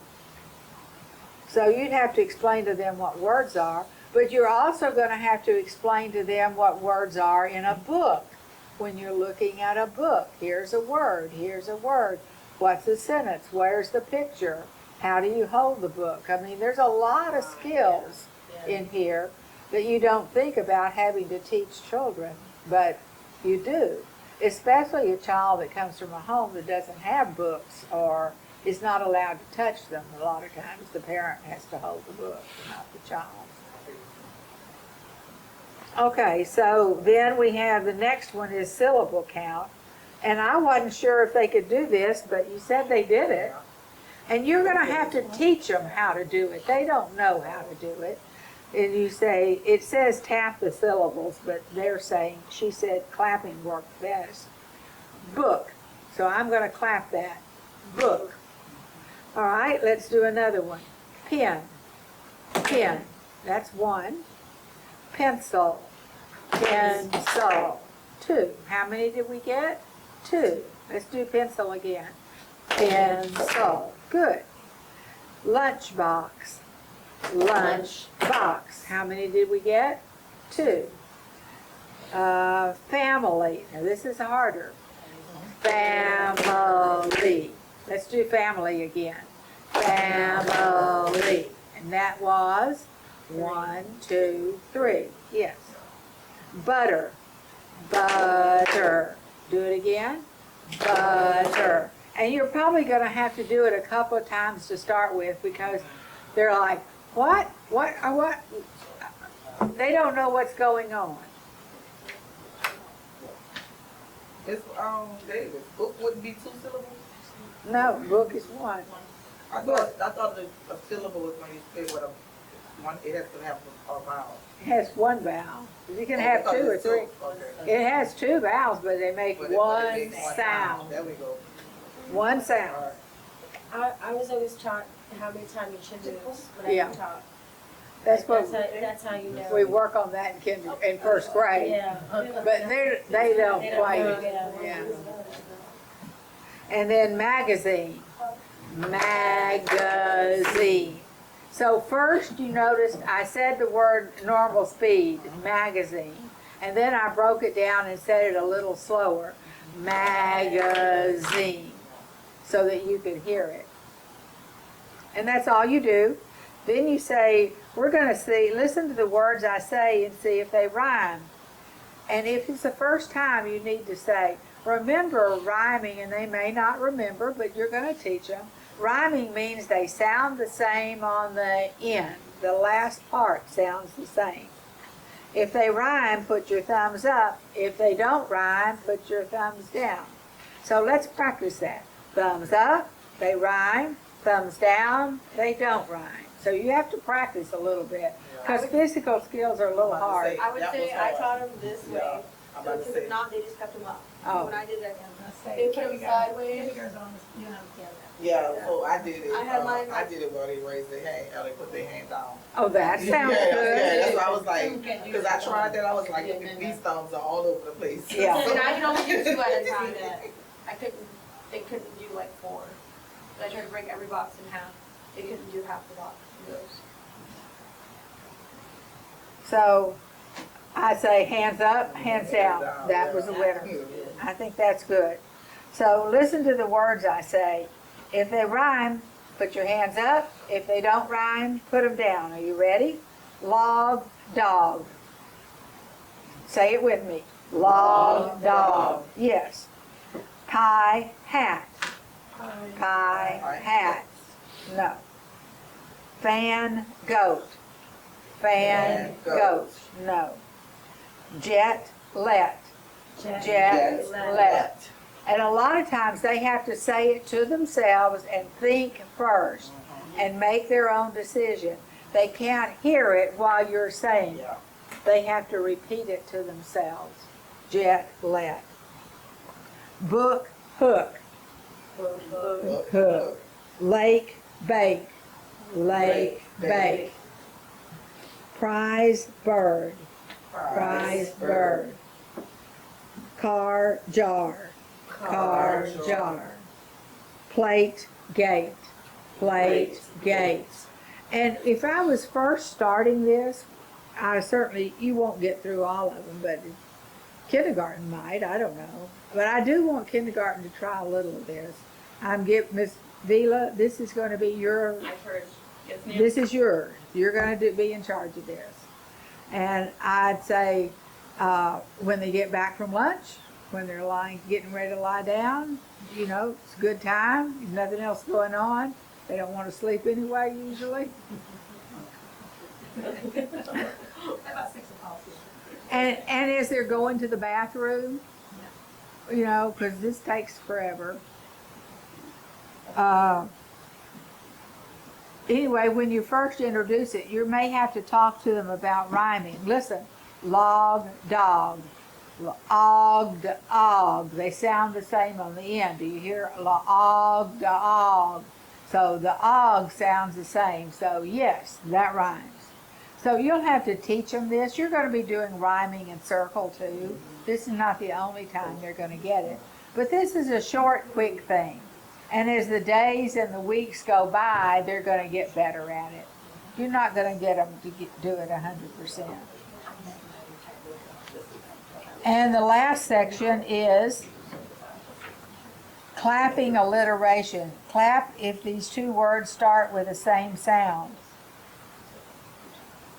And it says clap twice if they start with the same sound. Clap once if they start with different sounds.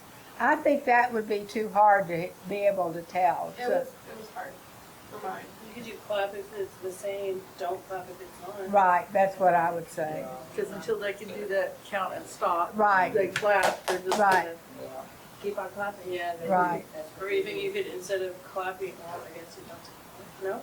You could do your hands up or hands down. I think that would be, I just did clap and not Clap, Yeah. not clap. yeah, clap and not clap. And so you're going to have to teach them. The first day you may only get 2 or 3 done. Pig, pen. Pig, pen. Yes, they both start with a p. So we'll put our hand, so we'll clap. farm cow. Say it with me. Farm cow. Again. Farm cow. Do they start with the same sound? No. One says and one says k. So will we clap? No. Okay, here's another one. Pizza pencil. Say it. Pizza pencil. Do they start with the same sound? Yes. So let's clap. Ms. Davis, you know what I did? I only did the words of the letter sounds that we were doing. I didn't do the sounds of the words that we wasn't on the letter sheet. I don't think it makes a difference. Yeah, that was, I don't know, I just felt like, I said, that's kind of unfair, they don't know what Well, it is, so I'm They, like, but it's their listening skills that you're working on. yeah. Not that they have a picture in their mind of what the letter looks like. Can they hear the difference? Just like, can you hear the difference of the sound of a dog and a donkey, or a horse and a donkey? You don't have to know what they look like, but you can tell if it's the same sound or not the same sound. So that's what you're working on. And I would not limit it to just sounds that they've covered, or you'd be up a creek with some of these, especially if you started at the beginning of the year, you hadn't covered many sounds at all.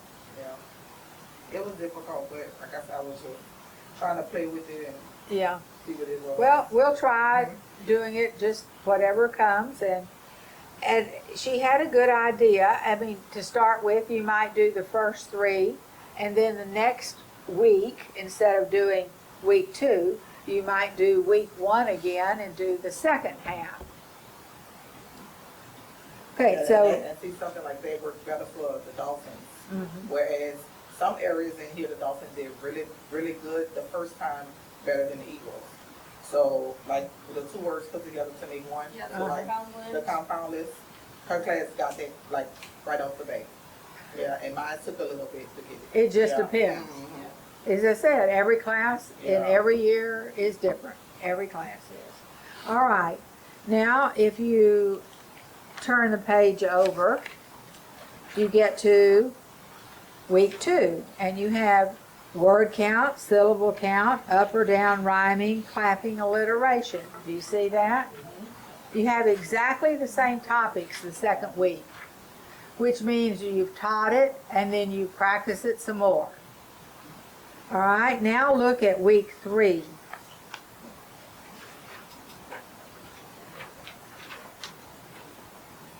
Uh-oh, don't see the same thing, do you? Now we're doing something different, so let's go through these. We have same or different, syllable count, compound blending, and name that sound. So these are different skills than we had to start with. But we kept on the first ones for 2 weeks. Now, if it turns out you keep on the first one on week 1 for 2 weeks, I would go on to week 3 on week 3, so you get to the next set of skills. Same or different? Listen to the sounds I say. If they're the same, what did you do? Hands up. If they're the same, put your hands up. If they're different, point down. Now this is completely listening. Ah, ah. Is that the same? Yes, so hands go up. Listen to the next one. Up or down? They're the same. B, b, down. I, down. So do you see you're working on listening? If they can't hear the difference between the 2 sounds, then they're going to have trouble being able to tell the sounds, to read, to know what they've said, to break apart words later on. I think this is a really excellent one that we have totally skipped. I think this is a really good one for the 3s to do. Are these the same or not the same sounds? Okay, and then we have syllable count. Didn't we do syllables just last Yeah, but time? this time it's with their name. They're doing it with their names, which is That was interesting. cute. Makes it interesting. And then they add some more words, but you have I more. implemented that at open house for the parents to see. Uh-huh. So when you did their names, did they Yeah. fight because somebody had more? or Oh, not no. fight or cry. No. No. Some people It have was lost. fun. I think them having the attention on them at Yeah. that moment and them just saying it by themselves, Right. that was all they needed. Yeah. It was, makes them special for a moment. And then the rest of the week they have other words. But you notice you're getting down to 5-syllable words in here. Yeah. Only 1 5, most are 2, 3, or 4, with a couple of ones thrown in. Yeah. So, uh,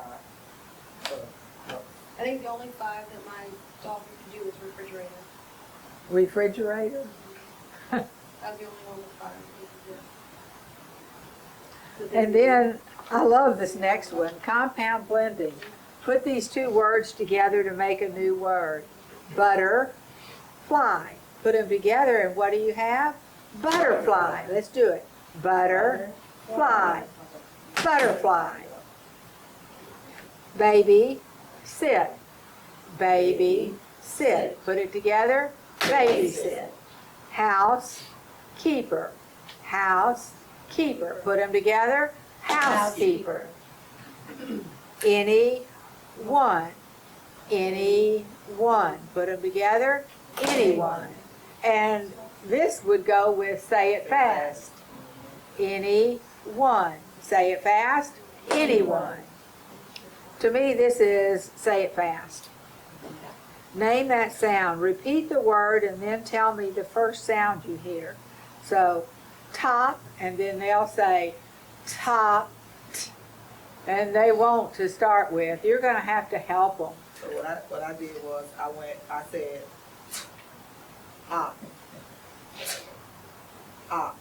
top. So I isolated so they heard that first, and then and then put the 2 together and said top. I would say this is not, I think I would say the word first. I would say the word Wait, I first. said the word And then- first. That's what okay. I said Top. top. Yeah. Now, I would say Here's say my it word. slowly. Top. What do you hear? You say it slowly with me. Top. Kind of like swallow the sound. Yeah. And hat. Hat. Say it slowly. Hat. What you hear at the first? Hat. And I like mop. Mop. Mop. And then the next week you have compound blending again. But now you get word blending and name that sound and name this sound. Do you see you're getting a lot of different topics? Yeah. When it keeps them excited, we get It's not the fun. same, It's not the same. Yeah. I like All right, So compound this- blending. And I love this compound blending because they thought of so many words I could never think of. Thank you. I mean, I don't know where they got all these words from. When I try to think of compound words, my mind goes blank. But they have a lot of good ones. So now let's look at word blending. This is say it fast. And so here we have k, at. Put it together and say it fast and you get cat. And it's also kind of like spell by sound. Yeah, because spell by sounds you break cat apart. So as I said, this really goes with Distar, spell by sounds and all. So as you're doing this, notice that you're going to get to it. You could be working on the, well, we'll finish this before we talk how it fits in with Distar. But we get this is say it fast. The next one is name that sound. Repeat the word, and tell me the first sound you hear. So here's the same thing that we just did before, but it's the first sound. Sister, sister, dad, dad, uncle, and they're starting some with vowels, not all consonants. Most of them are consonants, but every once in a while they put in a vowel. Every day has at least one vowel sound at the beginning, except for Thursday. Friday doesn't either. And then look at the last one. Name this sound. Repeat the word and tell me the last sound you hear. Clap, clap. Now listen to the last sound. Clap. What did you hear? Or swim, swim.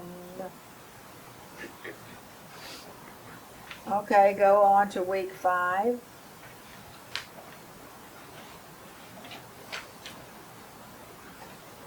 Okay, these are the only new one is down at the bottom of week 5, which is let's segment. This is spell by sounds. Here we are. And I think, this is hard if you haven't ever done anything. But here we are. Break the word apart and tell the sounds you hear, like job, job. Can 3-year-olds do this? Probably not. No, this is above their head. But the whole idea is we're giving them a long word because a lot of times children do not understand what the rhyming part of a word is. What does rhyme mean? It's the end of the word, not the beginning of the word. It's the end of the word. And it's not just the last sound in the word. It's the last vowel sound plus the end sound. Now, we're not going to tell them that, but there's a lot of people that don't know it takes the vowel plus the consonant sound at the end to make it rhyme. You can't have one without the other. So they're giving them long words to rhyme. Listen, I can rhyme with hamburger, Samburger, Lamburger, Ramburger, Bamburger. Listen again. I can rhyme with hamburger, Samburger, Lamburger, Ramburger, Bamburger. Let's all rhyme with hamburger. Ma'am. Hamburger. And everybody looks at you like, Yeah. what in the world are you talking about? I don't know about these kids that answer it in the book the first time, but when you first do this, they're all like, ma'am, ham, Sam, burger. I mean, they don't have a clue what's going on. So you're going to do it with them when you're first doing it. So let's all rhyme with hamburger. Ma'am, and you point to them, ma'am burger. Say that. Ma'am burger. Again, ma'am burger. Rhyme with hamburger, ma'am, ma'am burger. So you're going to say, and I explain it to them, you're going to say what I said, ma'am, and then you're going to add the end of the word, burger. So you're going to say, ma'am burger. Rhyme with hamburger, ma'am burger. Good. I can rhyme with hamburger, ma'am burger. Your turn. Rhyme with hamburger, ma'am burger. By now they've got that word. Let's rhyme with, here's another word that rhymes with hamburger. Ram. So what are we going to do? Say ram and then add the ending. Ram burger. Rhyme with hamburger, ram burger. That wasn't quite right. Rhyme with hamburger, ram, ramburger. Rhyme with hamburger, bam, bamburger. Rhyme with hamburger, lamb, lamburger. So you say the part I say, and then you add burger onto it, because that's the ending sound. That's the part that rhymes. And there's only those 3 or 4. That's all they're doing in one day. It's very short. Why can't we say Batman in lesson 8? Because they go to the movies and see Batman and start acting like Batman.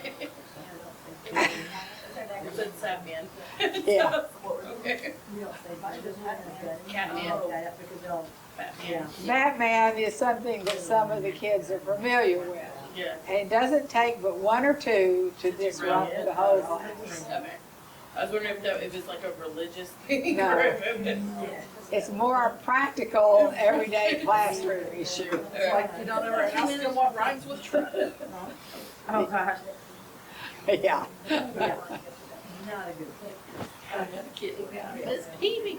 So you said we're gonna do rhyming. We're gonna review this one. Okay, and I'm gonna look at another step in here. I can rhyme with sitting. Listen. Hitting, fitting, knitting, bidding. Let's rhyme with sitting. Fitting.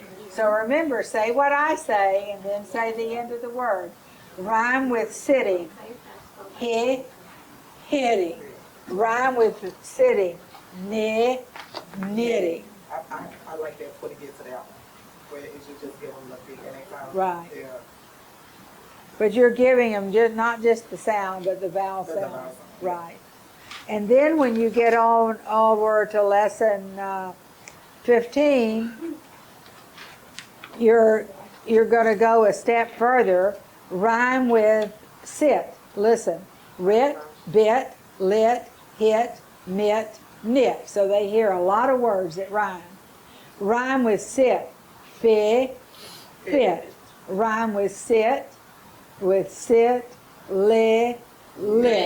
Rhyme with sit. Hit. Rhyme with sit. Mit. Now let's try a tricky one. Let's see if you could do this. Rhyme with sit. Fit. Yeah. Rhyme with sit. Mit. Rhyme with sit. Bit. Rhyme with sit. Lit. Rhyme with sit. Pit. And those are tricky because you're not saying the vowel sound with it to help them. You're just saying the very first sound. And they keep doing this with different words. One of the important things to know on this page is the difference between stop sounds and the ones they can hold.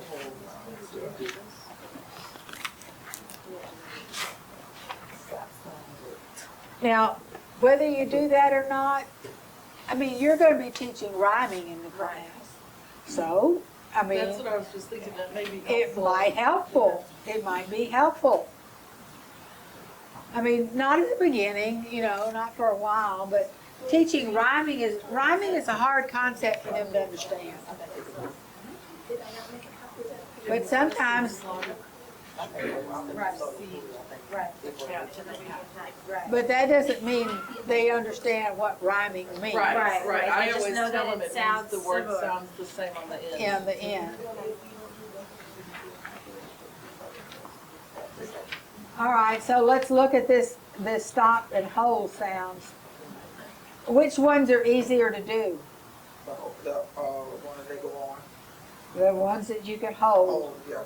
because you can keep saying them for a long time. It's much easier to say mit than it is it, because to putting that stop sign in with another is hard. That's a hard Just skill. That's not, I guess, blending it together. It's, Right. I always felt like it's two different words. Yeah. So be aware if you're testing that you have some of these hold sounds, but that you've included these stop sounds in there too. That you've got some of them in there. Because some children can do those that they can hold and not hear the but and the. Those are very hard, the B and the P, and the C is hard. All of those stop sounds are hard for them to do. How do we teach Y? Q. How do you teach what? Y. Why? Yeah, the letter Y. What Oh. is the sound? Could you say the sound? Yeah. Yeah. It's Yeah. Okay, Yeah. I didn't know because like day, like if it's at the, because you said to give it at the end of a word. And so I was like, day, like. and then But give you it don't hear another it. thing, It's silent. Yield or yeah. And you have to do yeah at the beginning of the word. Okay. And the word they would be the vowel. Yeah, it's the vowel. And X is hard too. Yeah, that one, I put it on there at the end, and that's how they got it. Yeah. So I said box, Right. rocks, like, you know, like to hear that, yeah. Because when it's at the beginning, it's a It's, Z it's, sound. it's something different, yeah. Unless it's someone's last name. X-ray. Yeah. Then It it's not doesn't even. call it Yeah. by Oh, name. yeah. It don't Sounds like say an it O. sound. It's easier. It's an For EAU. X, yeah. So, Interesting. all right, so we've covered that. So all that's left is spell by sounds.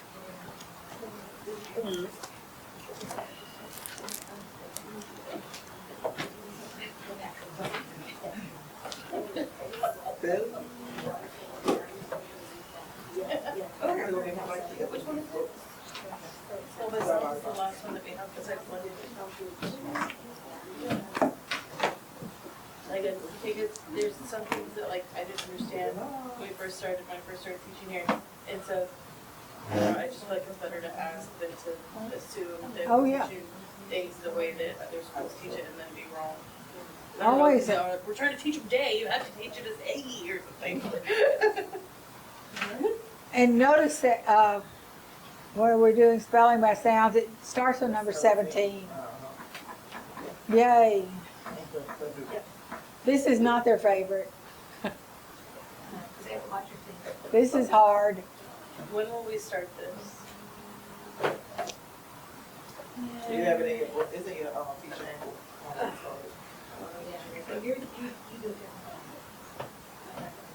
Because they have to learn the sounds first, right? That's No, good. this is all hearing. Oh, this is all hearing, so they're It's not all going. hearing. Okay, They're spelling the sounds that they hear, okay, but they're only spelling by the sound. They're only saying the sound. alright, so. So we'll do the first one. All right, let's do lesson 1. Thank goodness it's not too long. We're going to learn how to spell by sounds. Now, if you have children that you do that know letter names and they want to tell you the letter names, then I would say we're not using the names of the letters. We're only spelling the sounds that we hear. And here's how we're going to do it. Listen, I can say the word me. And here's how I spell me. And I'm going to point to me because this is my turn. Me. And then I stop. Now listen again. Me. What did you hear? I heard me. I heard 2 sounds. There were 2 sounds in that word. See if you can spell me with me. This time I'm going to point to you. Are you ready?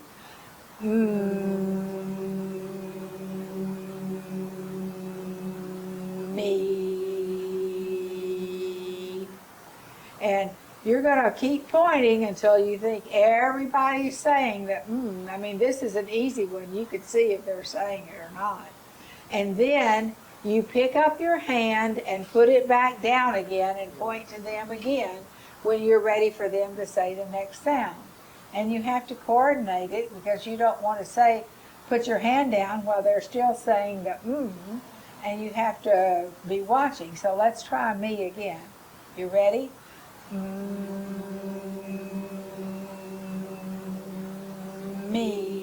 Me. And then you want them to stop because you don't want them to keep going forever. They'll start singing a song with you. What did we spell? Me. Let's spell me again. You ready?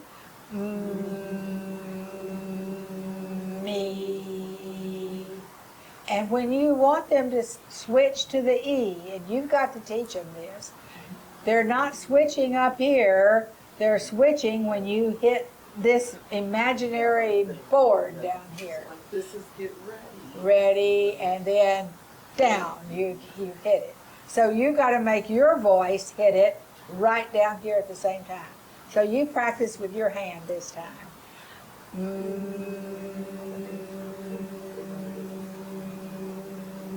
Me. Okay, let's try it one more time.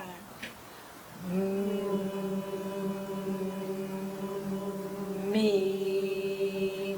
And And it has to be definite. If I'm doing this,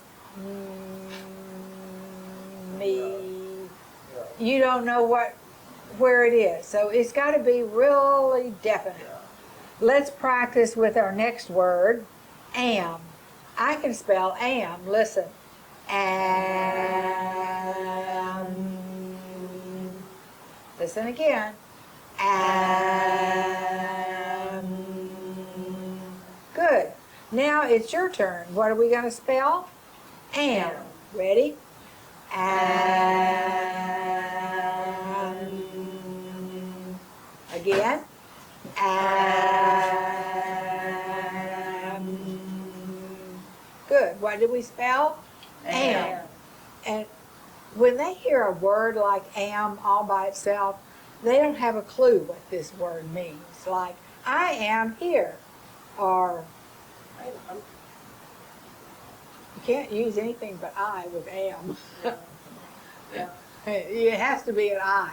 I am sad. I am big. That's what am is. It's a word. I am teacher. Yeah. Okay, here's one more word. I'm going to spell if.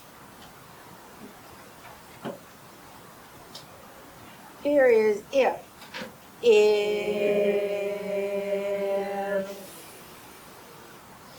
Listen again. If.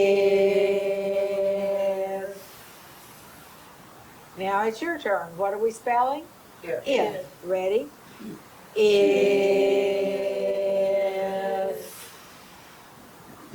Good. What did we spell? If. Let's practice one more time. If.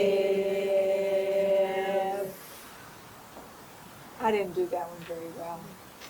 Teacher made a mistake. Let's try again. And it's all right. Tell them you make a mistake. Perfect. And they like it when you make a mistake. It's all right to say it. And you say, it's all right when you make a mistake. We'll just fix it. We'll do it again. Okay, are you ready? If. Good. Now then it says give everybody a turn. Oh my. Do you think anybody's going to do this on the first day? No. So what you might do is divide up into little groups. I had never thought of this before, but it seems good. Let these four try it and these four try it. Don't you think that would be? That's good. I like that. Catch them one at a time on the playground. Yeah, you can if you remember it by the time you get out there. But you know, on the playground you've got the world going on. So that's the end of that. There's 3 words. It gets harder. So let's look at a harder lesson. I was about to say, this, I know for the first year I had this, the one that you and I practiced quite a bunch of times was the is. Is? Yeah, remember, because I kept saying that, because the is was supposed to say, kind of almost sounds, Yeah, it says. but I kept wanting to say it. Yeah, but So it I was doesn't. doing wrong. So yeah, I'm sure it's in here Yeah, somewhere. it is. I don't know where it is. But we can practice is. Yeah.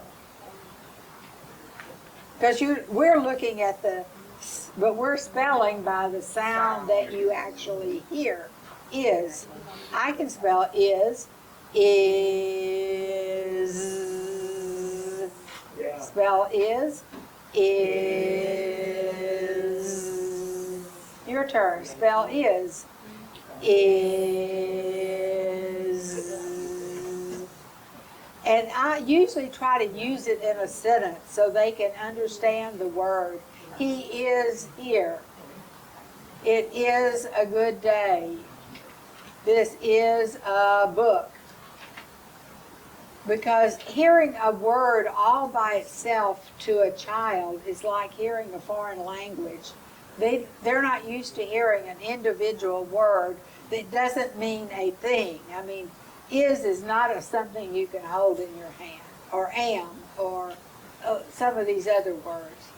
They understand thing words and verb words, but not these little tiny words that mean nothing to them. All Are right. there ever any of these that start with one of these stop sounds? Oh, yes. Don't worry, you're gonna get to them. But it's a while before you get to, most of these, they have 2-letter words all the way to lesson 25. And 25 is still 2 letters. On 26, we start on 3-letter words. They're spelling 3-letter words. So find 26 and let's look at that. I don't think those are any stop signs.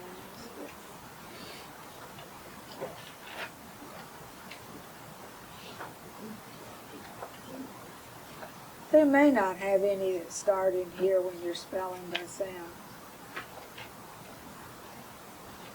All right, 26. Listen, we're going to spell mad by sounds. I can spell mad. Mad. And when it ends with a stop sound, you've got to stop quick. You cannot hold it. You've got to be able to point and stop almost immediately. Let's spell mad again. Mad. What did we spell? Mad. Now it's your turn. You ready? Mad. Good. Let's spell mad again. Mad. Good. And I try to hold it and go around the room till I'm sure everybody is saying it. And if you're going to hold it, you can hold it on the you can hold it on the ah, but you can't hold it on the duh. So you've got to check everybody's doing and they're trying to guess. If you're like most of us, you have a certain rhythm that you do it in every day. And so they know, okay, it's 1 second, 2 seconds. It's not there in their mind, but they know it's about this long and about this long and about this long. And I'll just go, no matter how long, I'm just going to go and change. I know when to do it. I don't have to look because I know what is happening. So you're trying to sometimes go slower, sometimes go faster to make sure that they're actually watching what you're doing. So let's do, next word is neat. Let's spell neat. Are you ready?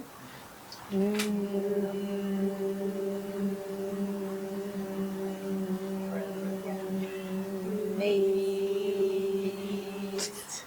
So you have to vary it how long you hold it because you're trying to get them to watch it and you want to get everybody saying it. It's no good if half the class is not saying it. And you have the strong kids that are always loud and always up front and always know what's going on. And then you have those that are lost and in a fog and you're trying to reach those kids. Because the ones that already know it, they don't need the practice. And just like a lot of things, you could say, Mary, Sue, John, and Tom, and you be quiet this time and let's let these kids try it. And let those try it. So you can hear some of those. Or you can do this side of the room and that side of the circle. Or to try to get it, because you're supposed to give everybody individual turns. You can't give everybody individual turns. And of all the things that you're supposed to give individual turns on, pick one thing a day to give individual turns, or pick one group a day that's going to get individual turns. The first section is going to get individual turns on Monday. The next section will get individual turns on Tuesday. This one will get individual turns on Wednesday. Other than that, we'll do it by groups. The whole, this group and then this group and this group. And now we'll let these 4 have a turn by themselves. Because you don't have time to give everybody individual turns. But without an individual turn, you don't know who's really getting it because they are so good at copying their neighbor. Extremely good at copying their neighbor. So individual turns have to be given at some time, or else when you get ready to test, you're going to be surprised they can't do any of it. because they were just a good copycat. Very good at that, but not good at thinking. And there are some that get really hard. Let's try this word. I know we don't like this word. Sent. I sent my mother a message or picture. Sent. Or it could be a money cent. I have 1 cent. Okay, I can spell sent. Listen. Sent.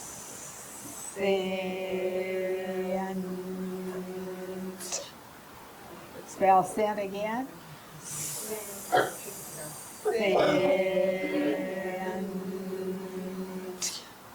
All right, your turn. Spell sent. Sent.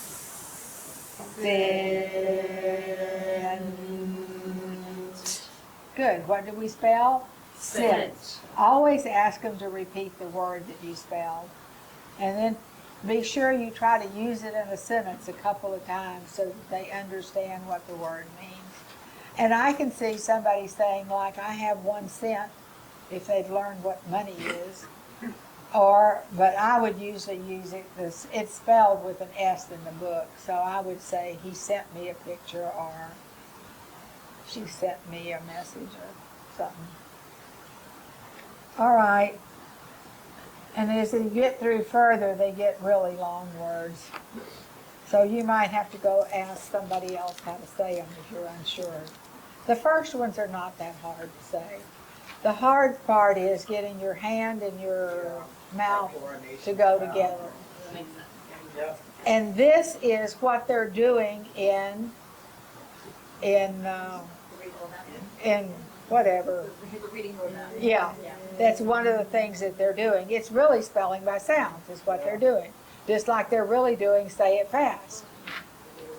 So if you're practicing it here a little bit, and then you're doing it there a little different way, it's the same skill, but a little different way of presenting it, and maybe they'll get one or the other. Not every child gets everything. We wish they would, but they don't. I have a question. So if I have older threes, this is, but I'm not gonna start doing this until February. When do I start DISTAR? Like, I thought that I was starting this like at the beginning of the school year. Just like the older threes, Like older threes are younger fours, even younger. I would fours. say you have too much to start at the very beginning of school. My experience in teaching at age level is like that they have no clue how to watch or at the earliest, you know? Yeah, They really don't have that kind of understanding. they don't. And you've got too many other things to do. Just like I told her, she had too many other things to do to worry with doing anything else. And if it's October, fine. If it's November, if you're not ready till December, skip December. Don't try anything in December. Yeah, and people are in and out. Yeah. So then the time to start would be January. But for sure, I'd plan on starting in January. And a little of it depends on, when you see that you need it for what you're doing with the phonological skills, then teach it right then. You don't have to have the book out to teach it. You can show them how to do it. I mean, with what you know, you can teach it and use what they're doing here to teach that skill with it. So it's just like, the two really go together. It's just that this gives you more explicit practice, and the other expects them to be able to pick it up the first time, Yeah. which they don't always do. So, all right, it's 4:03. We finished? No, Oh. of course not, I was about to say, woo-hoo. because we haven't done any of our bucket stuff. Oh, okay. So the question is, and I had something else I really wanted everybody to do. So instead of doing the bucket stuff, we'll just do that another day. Let's put all that on your desk. Everything, take everything off your desk, everything. This is fun. This is not hard.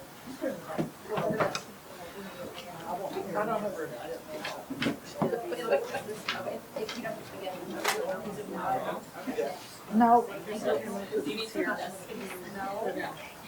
I can thank her right now. So, me, I know that one's been taken, that one's been. Well, yeah, here it is.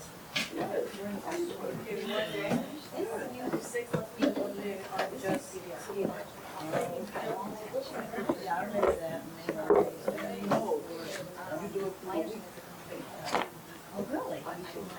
And then I think Because I do there's something here put on. I do lesson one. Tomorrow, that's a 3 Puzzle. History. Don't start. And just put this in your desk until we need it later. Don't read it, just stick it in your desk.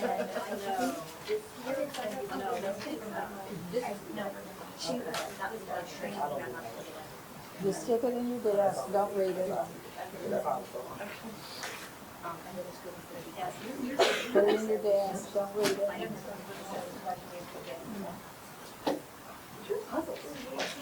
didn't get a copy. Put it in your desk, don't read it.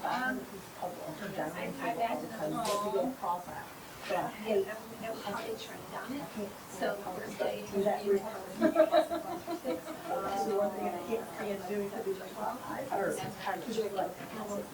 very, no. It's very tricky. Very rushed, and if I have to rush it, I can start Mr.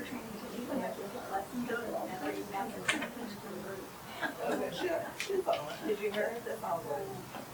She said that, that's how they were training on I'm not gonna have it. I have to. Yeah, I mean, I would think that you know, six and Yeah, no, first yeah, day. that's not I've got one. Oh, she has one already. She has I just have to go get it out of the drawer. It's gonna be 1,000 people. We're gonna find it.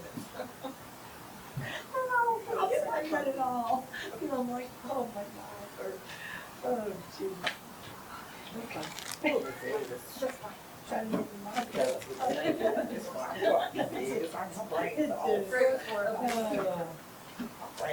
luck.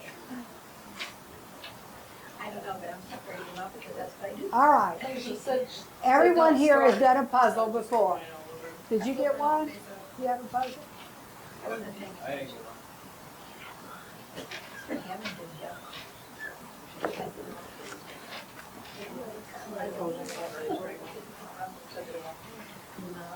No.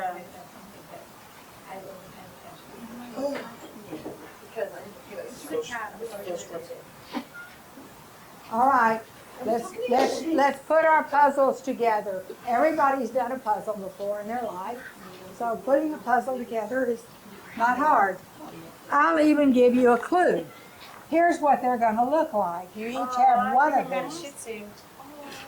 think I got a Shih Tzu because it's the blue one. And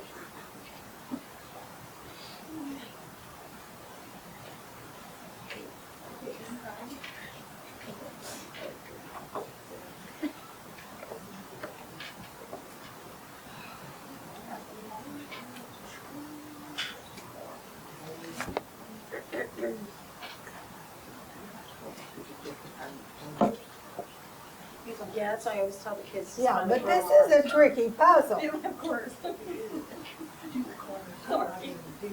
There are no words. I'm about to say, Ray Ray? And these are small puzzles. There's 35, 34 to 40 pieces, that's all. It's not a 500-piece puzzle.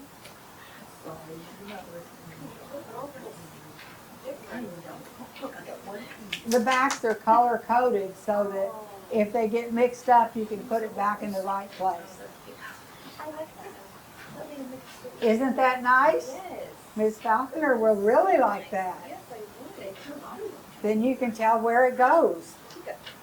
If you find one on the floor, you can.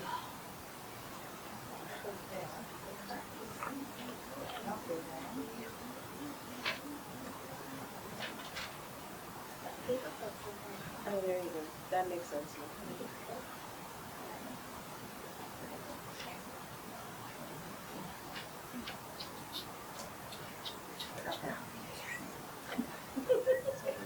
I've done all of these, so I know they go together.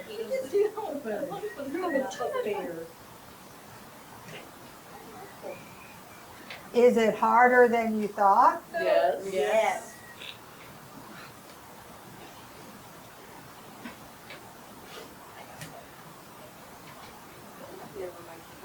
I love puzzles.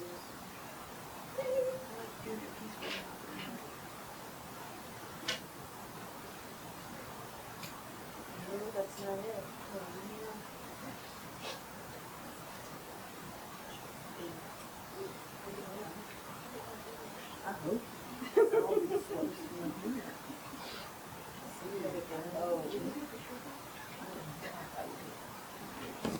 You can look at the picture, I don't care. I was gonna copy it, but I never got around to copying it.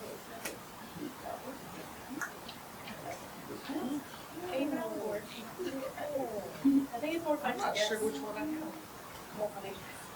Listen, when I was doing them the first time, it was like, I don't know which one this is. Because some of the colors of the cups are so close Yeah. that you can't tell one from the other. Great dog. I don't know if mine is I don't know, mine is either the Cocker Spaniel or the Shih Tzu, but I'm not really sure. The only thing I knew was that there were polka dots in the cups.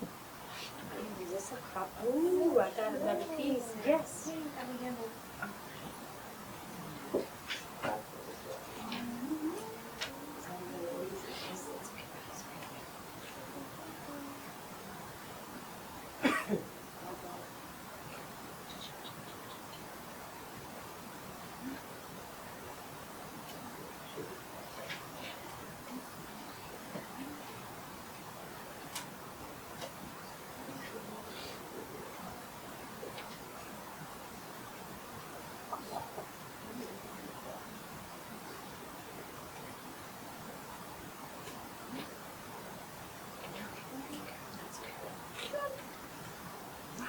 Did you get finished?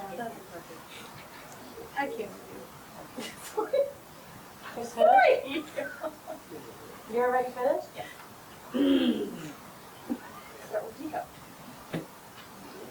That's what I did. I do it. Sorry, even speak up. I know that.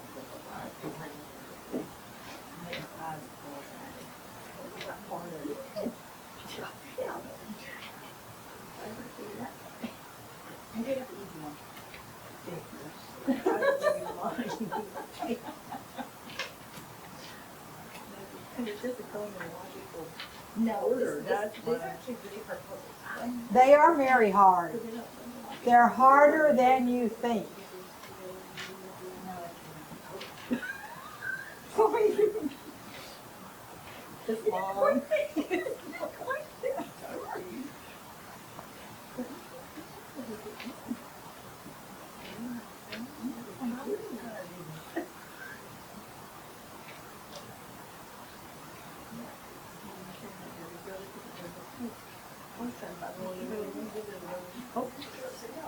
Where's the rest of this dog's head?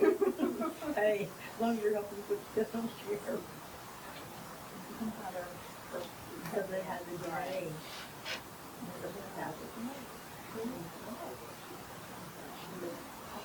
I don't know, like straight over it to get the glare off of it. That's what I asked, because look at the colors in the puzzle and try to figure out their colors. And then you can kind of go from there when I come in with their puzzle. And then you should go on the side.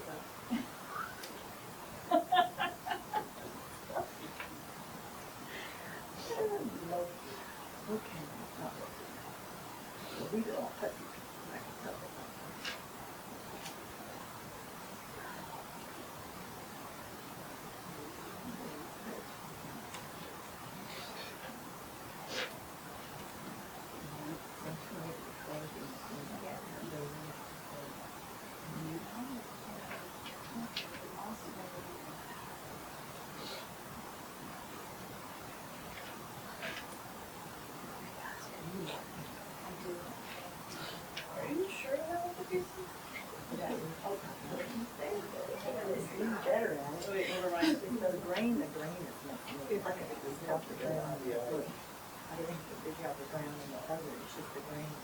Yay! Miss Cook got hers done.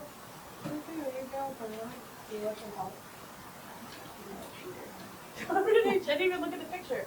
I glanced up once. Because I thought I had a cat. That's right. I thought I had a cat too. And honestly, I didn't even know I had this one. I thought because I saw the teal cup that I had that little Dachshund good dog. The like reddish one. Yeah. It's really hard to tell from the color of the cups. There's too many, the two greens are too close, the two turquoises are too close. One, The mine pink and that the I red and the thought was orange. pink is red up Red's there. red, yeah. Even trying to sort the backs of the red and the pink, it was very close together. Really? The one I really want to master is the one with no pictures. That's like a little cup. Yeah, I know, I'm just trying to figure. I feel like if I get the cup, then I get it.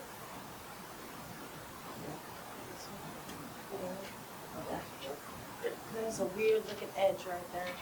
All the edges are weird, which was Oh, what makes it that's- so yeah. hard. It's like you get that one final, the aha.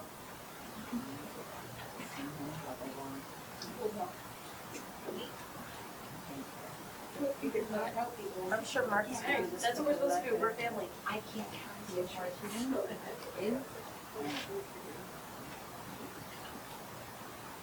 We locked in all the Somebody days. else. Oh, there you go. Run that ball. That's a good This one. isn't my IEP. Extra time. Open front. Oh, I did. Oh, we got it. Got it? It's so cute. I'm gonna keep it. They're cute, aren't they?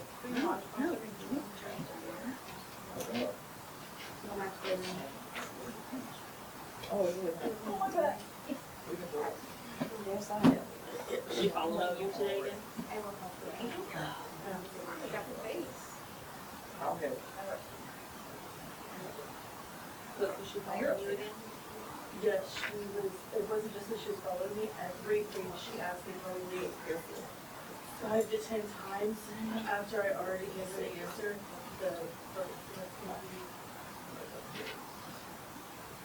and I finally started taking away the bracelet. Yay!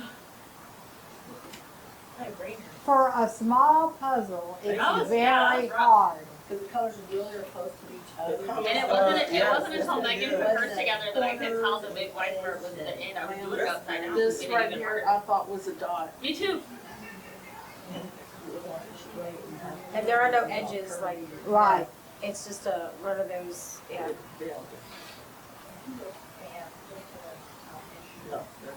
I don't know. As you can see, I'm great at teaching. I'm not great at talking. School bus. You had it all together. I did have the other, I just can't make any sense to go together. I feel like I forgot the pieces together. Wait. Okay, you can have a brown. Is that good? Oh, look.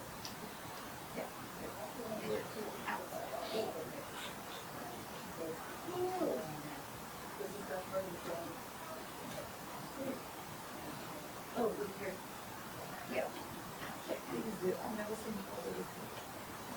I've never seen a little puzzle this hard. I really like these. Where did you get these?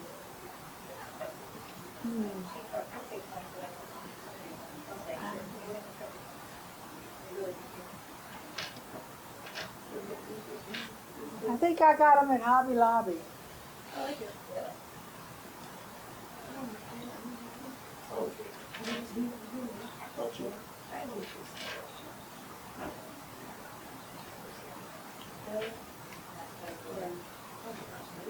I'm doing so good, but then I look at everybody else and they for them. Okay.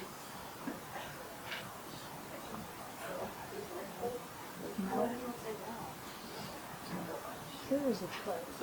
You see this is the brighter light. So with the brighter lights, put those together. So that's the ears. The ears hanging down through the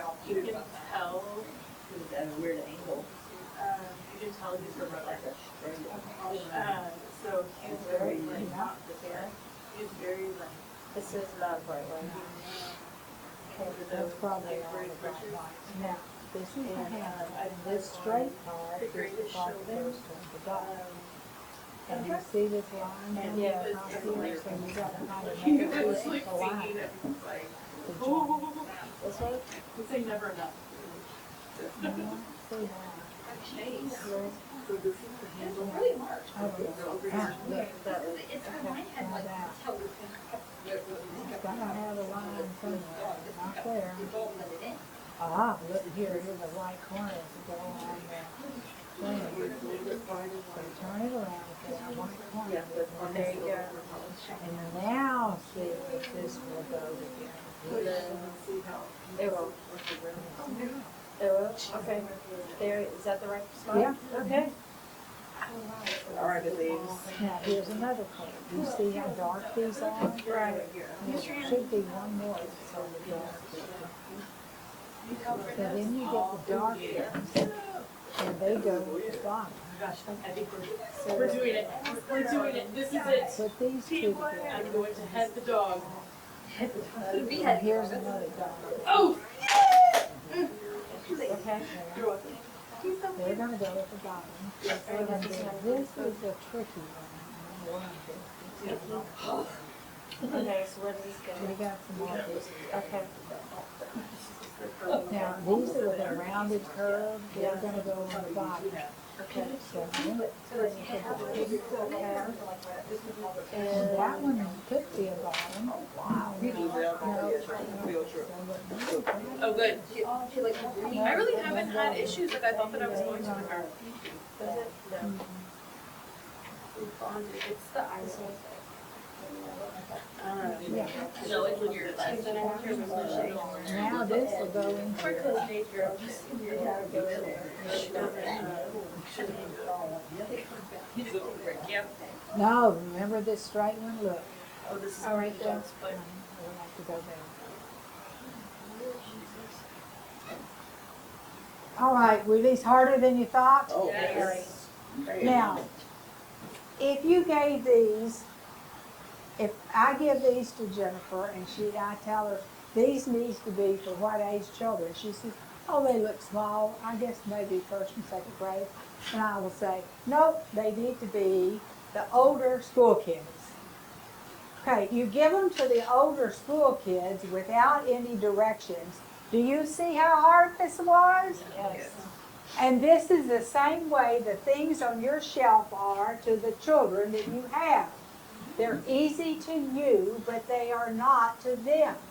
So if I told you to start with, the first thing you need to do is look for that bright white that's the color of the handle. Look for all the pieces that have the bright white and put that handle together. And the straight part is the part that goes toward the dog. Now look for the really dark curved pieces that go on the bottom of the cup. Put those together. So then you know where the bottom is. After I had done 3 puzzles, I discovered a secret. Every single puzzle has 3 dark pieces, and then the next piece that joins the handle is one that has a slanted edge on it that makes the outside. So they're all the same pieces. And no, they're not, but they No, are I mean, made the same. Each And after the 3 dark pieces on the right-hand side, every piece has a curved piece that just touches it. Yeah, they're so very similar. And then I did something else to help them. If you turn your puzzle over and look on the back, I wrote what number it was, but I put the top 2 pieces at the very top of the puzzle. I wrote the number on them so they could tell where the top of the dog was when they're doing it. No. And then you tell them, you put the cup together first and show them that the edges are going to be round and not square, and they're all misshapen. And then you say, when you're looking for the dog, put the tongue together and the nose, look for the eyes, put that together, and then you're able to do it. Now, I saved this very hard one. I should have given it to you to do. I'll do it. It's very hard. Timer. Don't mind. If it's really hard, I don't want to be tired.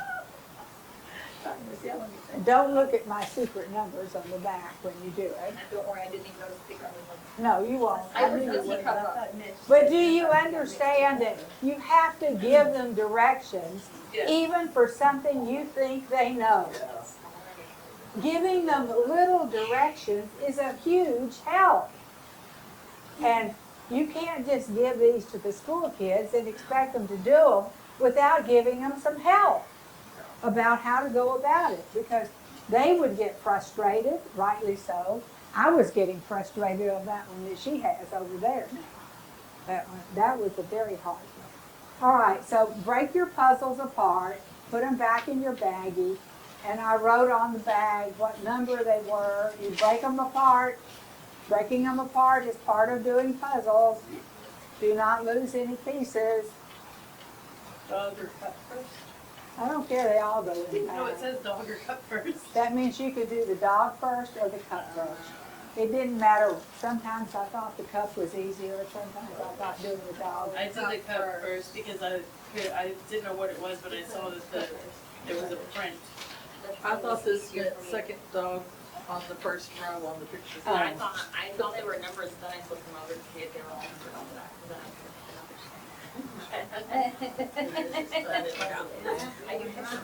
And you have to tell the kids, separate your pieces.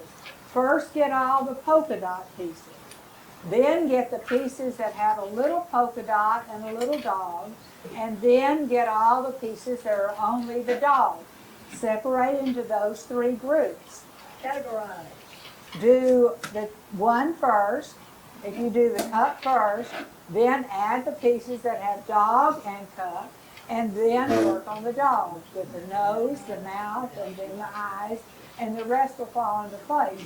The ears are the hardest on those that have ears that hang down the side. Those are hard.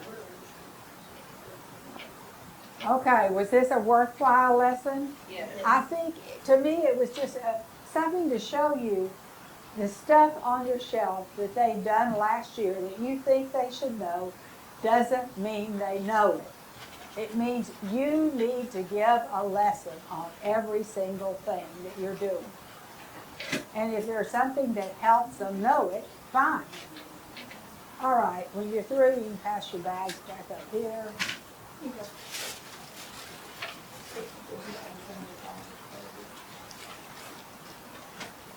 Do not lose any of these pieces.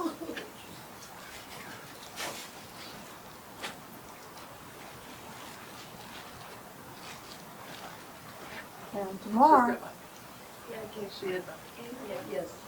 what's tomorrow? Wednesday? What are we doing Thursday? Warm up from just star, orange and purple, and bucket work. So we still have 2 more days to do bucket work. Tomorrow and Well, it would help if you took your a bucket home and try to go through it and look and see what's in it so we can save time for that tomorrow. And I do not want to take my bucket home because my children will not be respectful of it if Oh, it's yeah. in my home instead of in our school. yeah, they would. Oh, truthfully. Because if it's home, it's community property. Miss O'Bear, could you take apart her green puzzle for her?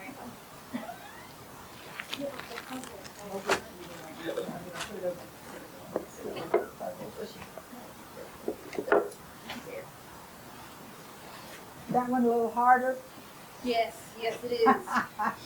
I wrote on that bag very hard.